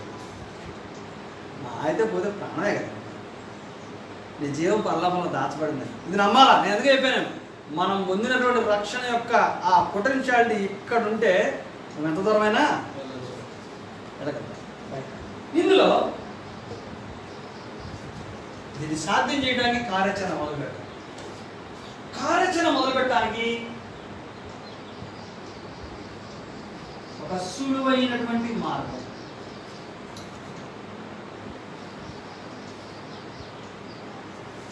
చాలా సులువైన మార్గం.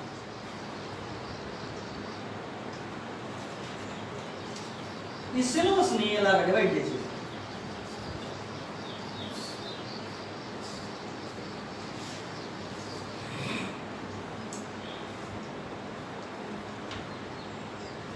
ఇది మొత్తం ఒకటే పేజీలో రావాలి, గుర్తుపెట్టుకోండి. మీరు ఎవరో కూడా ఒకే పేజీలో ఈ రోజు చెప్పింది రాసుకోవాలండి. ఒక్క పేజీలో కంప్లీట్ అవ్వాలి మొత్తం.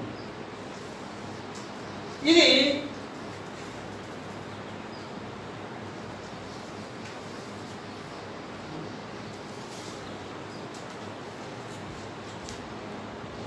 ఒక స్పష్టమైనటువంటి దారి, వెరీ క్లియర్ పాత్, చాలా స్పష్టమైన దారి. ఇదే 4 ఫీట్స్ అంటే 4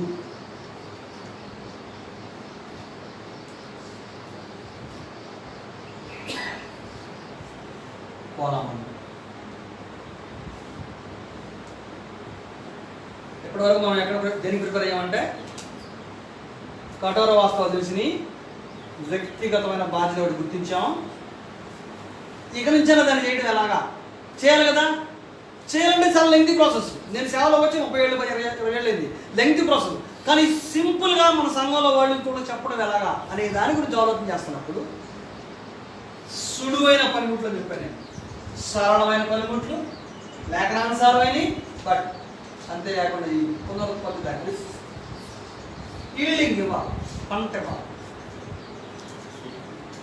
సో ఈ స్పష్టమైన దారిలో పరిచర్య విధానాన్ని 4 పొలముల భాగంగా ఎంచుకుంటే, మనకు తెలుసుగా 4 పొలములు ఉపమానం ప్రభు చెప్పాడు కదా. ఈ భాగంలో మొదటి పొలం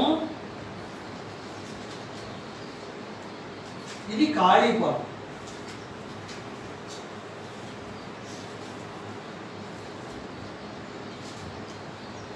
ఫీల్డ్ అన్నట్టు. రక్షించబడకుండా ఉన్నటువంటి ప్రజల వద్దకు వెళ్ళవలసినటువంటి ఖాళీ పొలం. నేను ఈ పొలంలో ప్రవేశిస్తాను. ప్రవేశించి ఈ పని చేయడానికి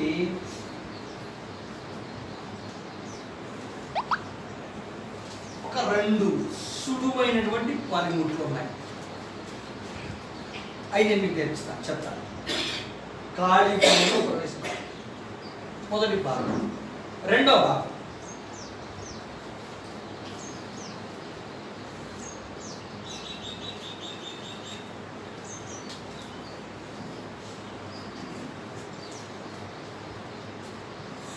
రెండోది విత్తనం. అంతే కదా.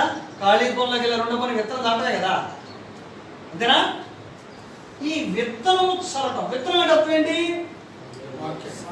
వాక్యమే. ఆత్మీయ భాషలో ఇది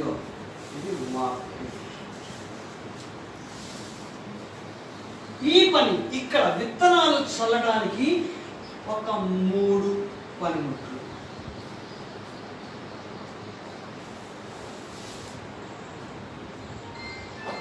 విత్తనాలు చల్లిన తర్వాత ఏం జరుగుతుంది?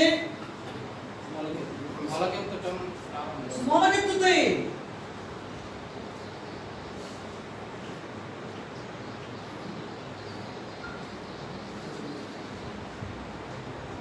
అంటే ఎదుగుతాయి.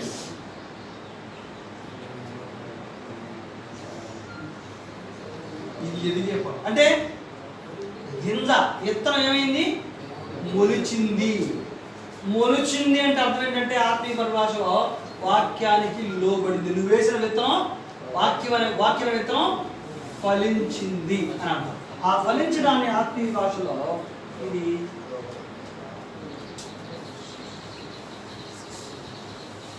శిష్యత్వం. అంటే మనం రక్షించబడిన వాడు క్రైస్తవులు అనే మాటగా అలవాటు పడిపోయాం. గుడ్. ఇంకొంచెం లోతుగా దాన్ని అనలైజ్ చేస్తే రక్షించబడ్డవాడు మొదటి శిష్యుడు అవుతున్నాడు. సో వేసిన విత్తనం మొలకెత్తింది. ఆ మొలకెత్తడం అంటే ఆ విత్తనం ఫలించటం స్టార్ట్ అయింది కదా, దాన్ని శిష్య అంగీకరించడం అన్నట్టు. మొలిచిన విత్తనం ఏమైంది? మొలిచింది ఏమైంది? కొంతకాలంగా పెరుగుతుంది, ఫలాలు ఇస్తారు. మొలిచిన తర్వాత పంట కోయడమే కదా.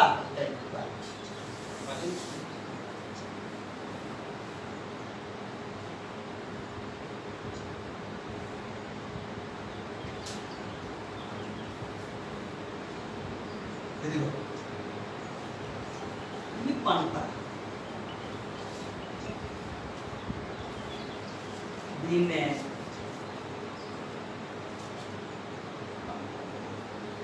ఆత్మీయ భాషలో ఈ పొలం వేసిన విత్తనం అనే పొలం ఎదగడానికి ఇక్కడ రెండు పనులు.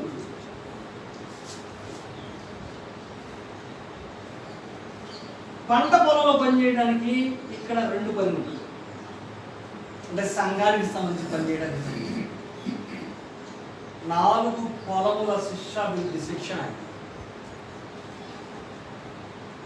ఎక్కడితో పని అయిపోద్దా? ఎక్కడి నుంచి చేయగలాలి?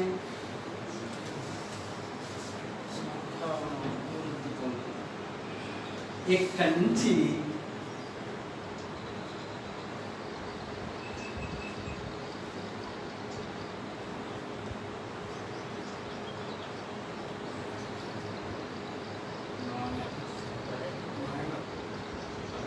అది కదా నాయకత్వ అభివృద్ధి. నాయకత్వ అభివృద్ధి అంటే ఈ సంఘం ఏర్పడిన తర్వాత ఇక్కడ ఒక అద్భుతం జరుగుతుంది. అదేంటంటే కల్తీ విత్తనాలు ఇప్పుడు వచ్చింది. మొదటి తరంలో కల్తీ విత్తనాలు ఉన్నాయా? ఎందుకు లేవు?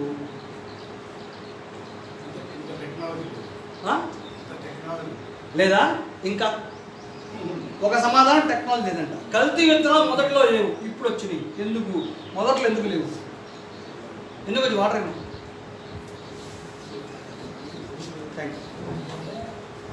నేను ఏడో గ్రామంలో వచ్చా.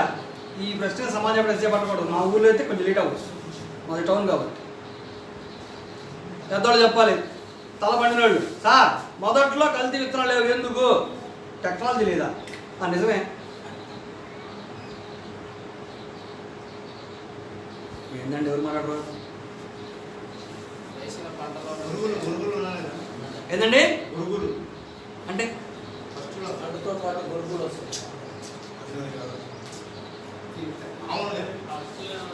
మొదటి తరంలో కల్తీ విత్తనాలు ఎందుకు లేవు?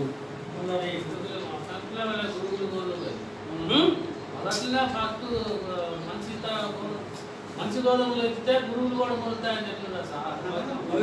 అది ఇప్పుడు మొలుస్తాయండి. అప్పుడు మొలుస్తాయి, ఇప్పుడు మొలుస్తాయి.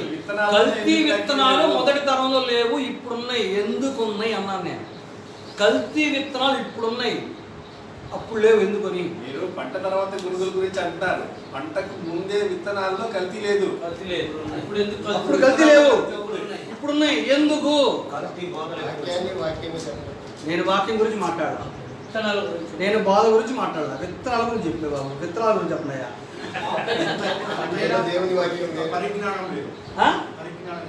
టెక్నాలజీ లేదు. ఇంకా ఏంటో జనాభా సంఖ్య తక్కువ. కల్తీ విత్తనాలకి పాపులేషన్ సంబంధం ఏంటి? మీరు చెప్పండి. కోసిన పంటలో నుంచి అదే విత్తనాలను తీసేవారు. ఇది ఆ రోజుల్లో మొదటి పంటలో నుంచి, మొదటి పంటకు చాలా సత్వం ఉంటుంది కదా. మొదటి పంట 2 భాగాలు అవుతుంది.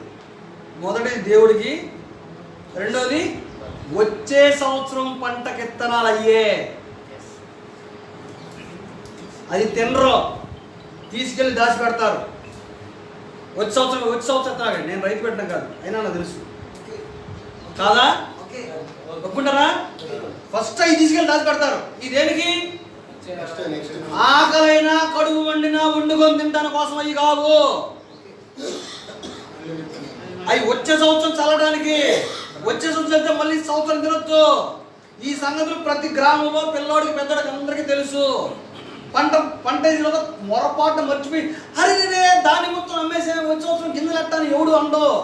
పంట చేతికి రాగానే ఫస్ట్ తీసుకెళ్ళి ఒక మూట దాచి పెడతారు. అయ్యా ఇది వచ్చే సంవత్సరం పంట విత్తనాలు ఇవి.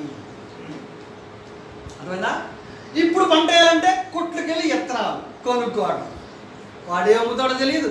సీడ్ చేసి అమ్మిన విత్తనమే అంటే వాడు హైబ్రిడ్ కొనుక్కున్న విత్తనాలు ఏమైంది? ఇందులో నుంచి సాంప్రదాయబద్ధమైనటువంటి వ్యవసాయ విధానం చచ్చిపోయింది. అవునా కదా? నువ్వు కొట్టుకెళ్ళి కొనుక్కొచ్చుకున్నావు, చల్లుతున్నావు, 6 నెలల తర్వాత బేరం నెడుతున్నావు. ఏదంటే కల్తీ విత్తనాలు మనం మోసం చేశారా? అసలు నిన్ను మోసం రైతు మోసపోయాడు ఏంటంటే నాకు అర్థం లేదు. రైతు టెక్నాలజీ ఎక్కువ లేకుంటే ఇక్రిసాట్లో ఉండే సాంకేతిక పరిజ్ఞానం ఎక్కువ? ఎవరి టెక్నాలజీ ఎవరి దగ్గర ఉంది? అసలు ఆడి దగ్గర ఉందా, ఇటు దగ్గర ఉందా? ఇక్కడ ఉంది టెక్నాలజీ. ఎక్కడ పేడ ఉంది, ఎక్కడ పెంట ఉంది, ఎక్కడ ఎరువులు ఉన్నాయి. ఈ గ్రామంలో అన్ని ఎంతమంది ఎక్కడ పండి మొత్తం ఇక్కడ చుట్టుపక్కల వేసుకొని పండించావు. ఈ విత్తనాలు కూడా ఎక్కడే? ఇప్పుడు విత్తనాలు కావాలా, ఎరువులు అయ్యి పంట కూడా తెలియదు వాడే. తింటానికి మనం ఎంత, అమ్ముకునేదే ఎంత. సిస్టమ్ మొత్తం కరెక్ట్ అయిపోయింది కదా. పాయింట్ అర్థమైందా? ఇదే దరిద్రం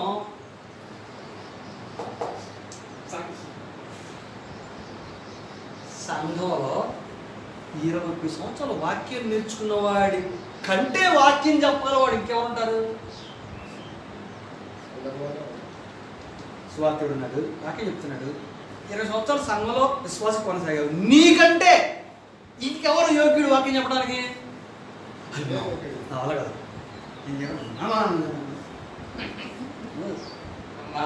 అది దాటితే చూస్తే అబ్బో, ఇది దాటితే మెట్లు దాటితేనే బయటికి వెళ్తేనే ఆకాశం పగిలిపోతాయి మాట్లాడు. వాక్యం చెప్పమని ఇంకేం జీవితేనేమో మనల్ని కాదు, ఇంట్లో మళ్ళీ భారం మీద తగలాడతాం. మళ్ళీ ఇక ఆ కథలన్నీ వేరుకుంటాయి. ఇది మాత్రం చేయడు. నిన్ను ఎవరు పెద్ద పెద్ద ప్రసంగాలు లైక్ చేయమన్నారు? స్టేజ్లు ఎక్కి నువ్వు ఏమి ఈ 20 సంవత్సరాలు ఏమి విన్నావో ఆ 2 మాటలు బయటికి వెళ్ళి సాక్ష్యం జీవితాన్ని కాపాడుకొని చెప్తా ఉండు. అదే నువ్వు చెప్తా ఉండు, అంతే చెప్తా ఉండు. పాయింట్ ఏంటంటే ఈ సంఘంలో నుంచి మళ్ళా ఖాళీ పొలంలోకి వెళ్ళి విత్తనాలు చల్లేవాడు బయలుదేరాలి. అవి ఎక్కడి నుంచే రావాలి. అది పాయింట్. అనుకుంటారా? కల్తీ విత్తనాలు వస్తాయా? ఏ వాక్యం నువ్వు 30 ఏళ్ళు తిన్నావో, ఏ వాక్యం 20 ఏళ్ళు తిన్నావో, లేకుంటే ఏ వాక్యం రక్షణ పొందావో అదే వెళ్ళి చెప్పు. అది చెప్పేవాడు తయారవ్వాలి. ఆ పని సంఘ నాయకత్వం విశ్వాసంగా ఎదిగే వాళ్ళని తయారు చేసి, అయ్యా ఇదిగో ఈ పక్క ఖాళీ పొలం ఉంది, అదిగో ఆ గ్రామంలో ఇంకా సత్యం ప్రకటించేవాళ్ళు లేదు, ఇదిగో నా కుటుంబంలో ఇంకా ఉన్నారు పొలాల కుటుంబంలో, అది ఖాళీ పొలంలో వెళ్తే ఏ విత్తుతావు? ఇక్కడ కాసిందే కాపు, ఇదే విత్తుతావు తీసుకెళ్ళి.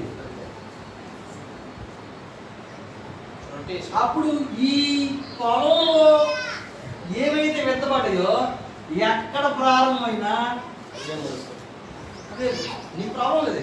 నువ్వేం చేయాల్సిన అవసరం లేదు.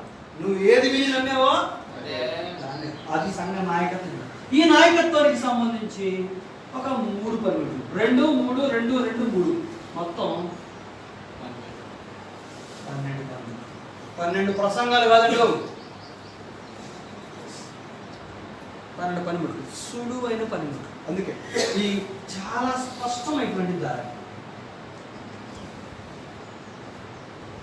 ఈ పనిముట్లు మీకు పరిచయం చేస్తాం. మొత్తం ఈరోజు కాదు, జస్ట్ దాన్ని మీకు పరిచయం చేయడం కోసం.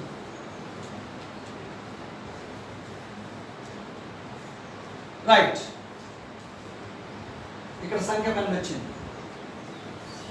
ఆ 12 పేర్లే సరళమైన 12. ఆ 12 సరళమైన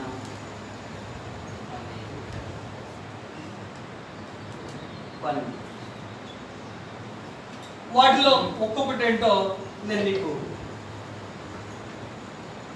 వివరించే ప్రయత్నం చేస్తాను.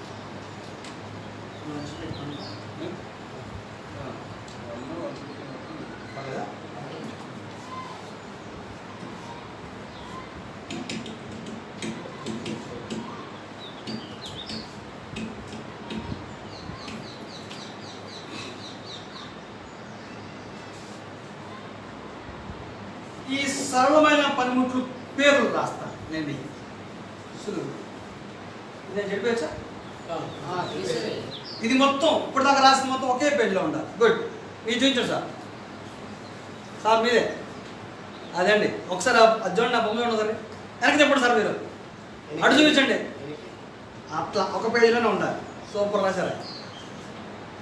రాయకూడదు సార్, నేను ముందే చెప్పాను.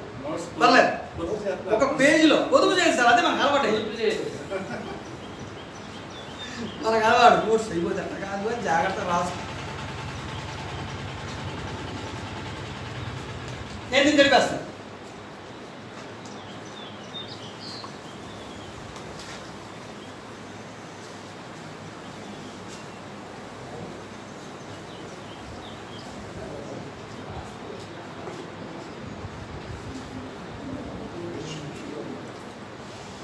మొదటి పనిముట్టు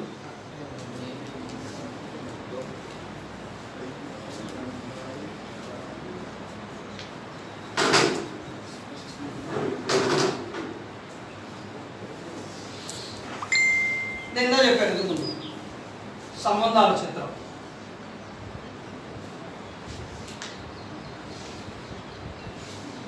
రెండో పనిముట్టు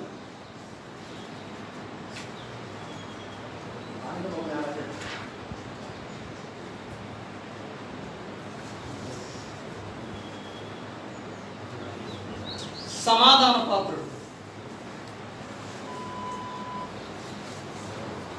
మూడో పనిముట్టు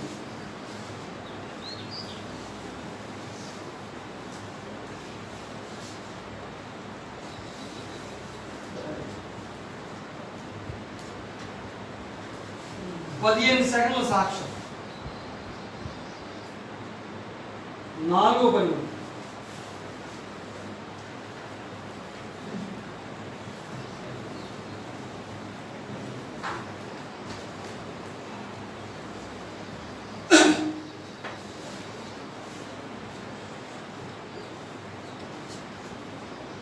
ఐదో పనిముట్టు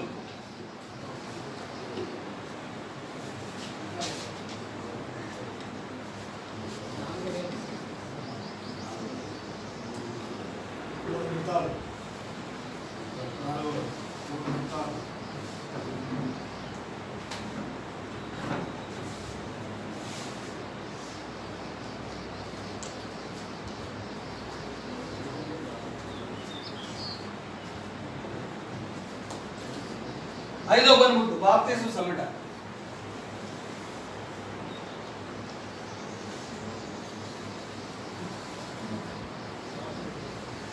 ఆరో పనిముట్టు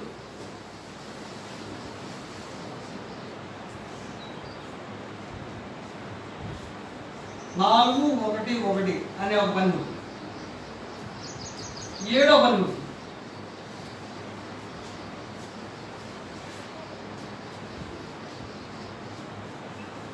మూడు బై మూడు విధానం.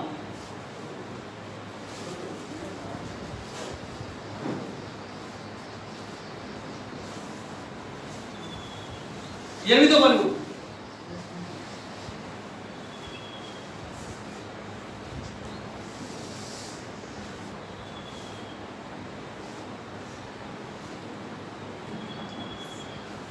సంఘ ఆరోగ్య వలయం.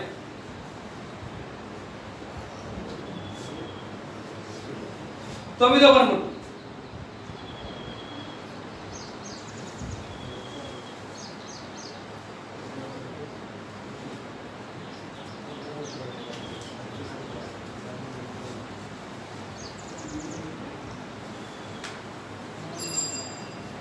సంఘ ఆరంభానికి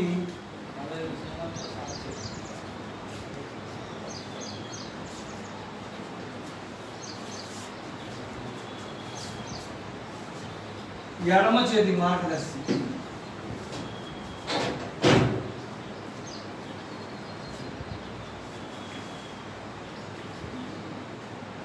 10వ పనిముట్టు.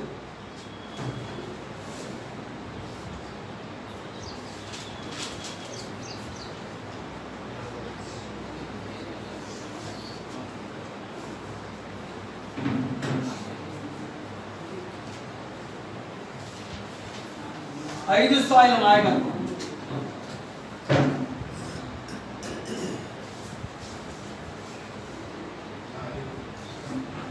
పదకొండవ పనిముట్టు.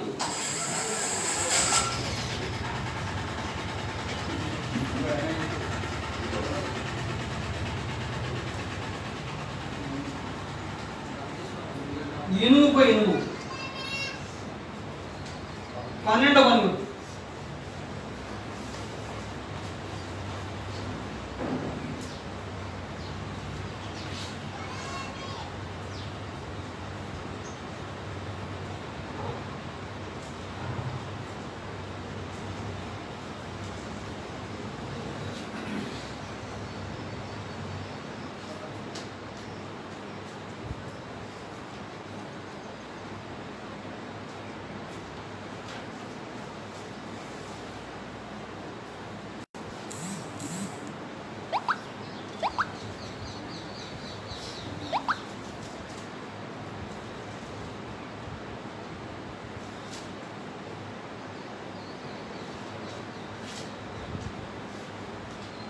ఒకరు కలిగి ఉండాల్సినటువంటి మాదిరి, సహాయము, కావలి, సెలవు తీసుకోవడం.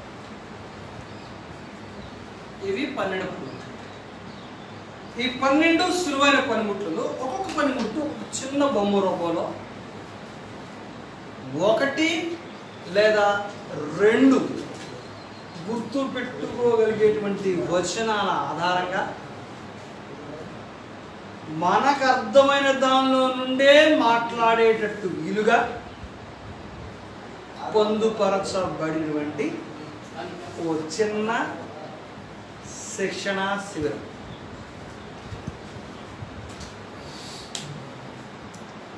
ఇవి ప్రకటించబడుతున్న ప్రతి చోట మంచి స్పందన వస్తూ ఉంది. ఎందుకంటే సమస్య నిజమే కాబట్టి, ప్రాబ్లం నిజమవునా కాదు, మనం మొదట్లో చర్చించుకున్నట్టుగా వస్తాయి కదా. సో దాన్ని పరిష్కరించడానికి మళ్ళీ సంవత్సరాలు కష్టపడే పని లేకుండా ఈ అనుభవంలో నుంచే సులువైనటువంటి విధానాన్ని చేసుకోవడం ఎలాగా, ఒకరిని ప్రభువులోకి నడిపించగలిగే సులువైనటువంటి పద్ధతిని కనిపెట్టడం ఎలాగా, రక్షించబడ్డ ప్రతి ఒక్కరికి శిష్యత్వ బాధ్యతను అప్పగించడం ఎలాగా అనే క్రమంలో భాగంగా సిద్ధపరచాలి. ఇది 4 పొలాల విధానం. ఖాళీ పొలంలో ప్రవేశించడం, విత్తనాలు చల్లడం. ఈ 4 పొలాలు: ఖాళీ పొలము, విత్తనం పొలము, ఎదుగు పొలము, పంట.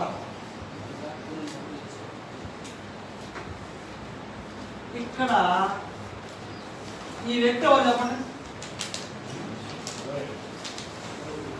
ఇక్కడ ఈ వ్యక్తి ఎవరు? అసలు ప్రశ్న ఏంటో.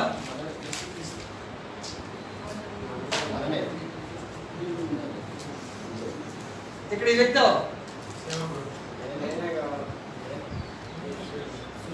ఏంటో అర్థం కావట్లా. అవ్వడం మాట మాట్లాడుతున్నారు.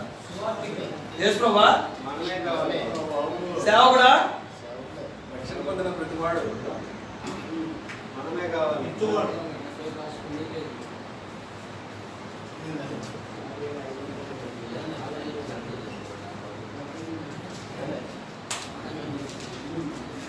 ఎప్పుడైనా సరే ఒక విషయాన్ని సెల్ఫ్ అప్లికేషన్ చేసుకుంటేనే మంచి ఫలితం వస్తుంది. నేను రక్షించబడుంటే నేను ఆ పని చేయడం ఎలాగా? విత్తువాన్ని నేనై ఉండాలి. ఖాళీ పొలం విశాలంగా ఉంది. ఈ గ్రామాన్ని తీసుకుంటే ఇదిగో సంఖ్య ఎంత ఉంది? అలాగే మీరు పనిచేసే గ్రామాలు తీసుకుంటే, నేను పనిచేసే పట్టణం తీసుకుంటే పట్టణం అంతా అంత సంఖ్య ఉంది.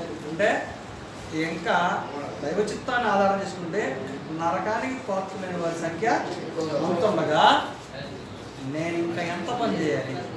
నేను ఒక్కడ సరిపోతానా పని చేయడానికి? ఇంతకీ వీళ్ళందరికీ వాక్య ప్రకటన సరిపోతానా? రైట్. ఇప్పుడు చిన్న క్యాలిక్యులేషన్ చేసుకుందాం.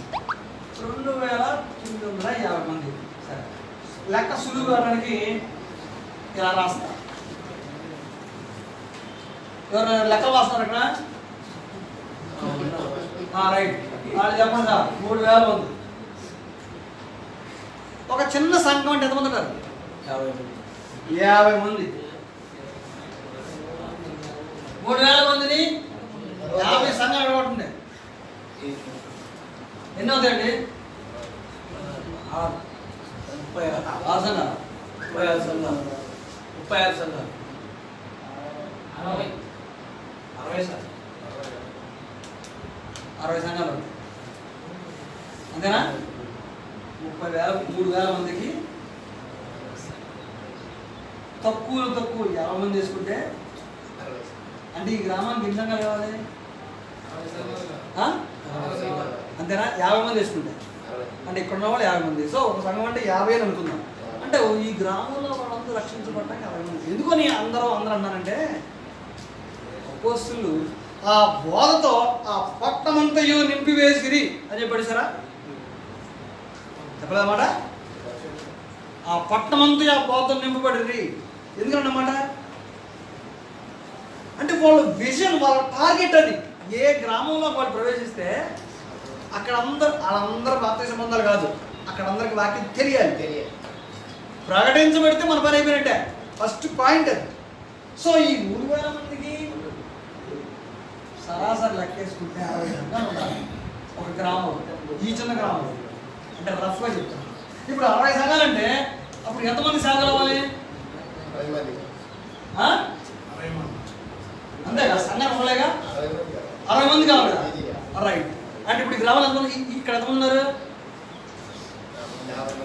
ఉన్నారా?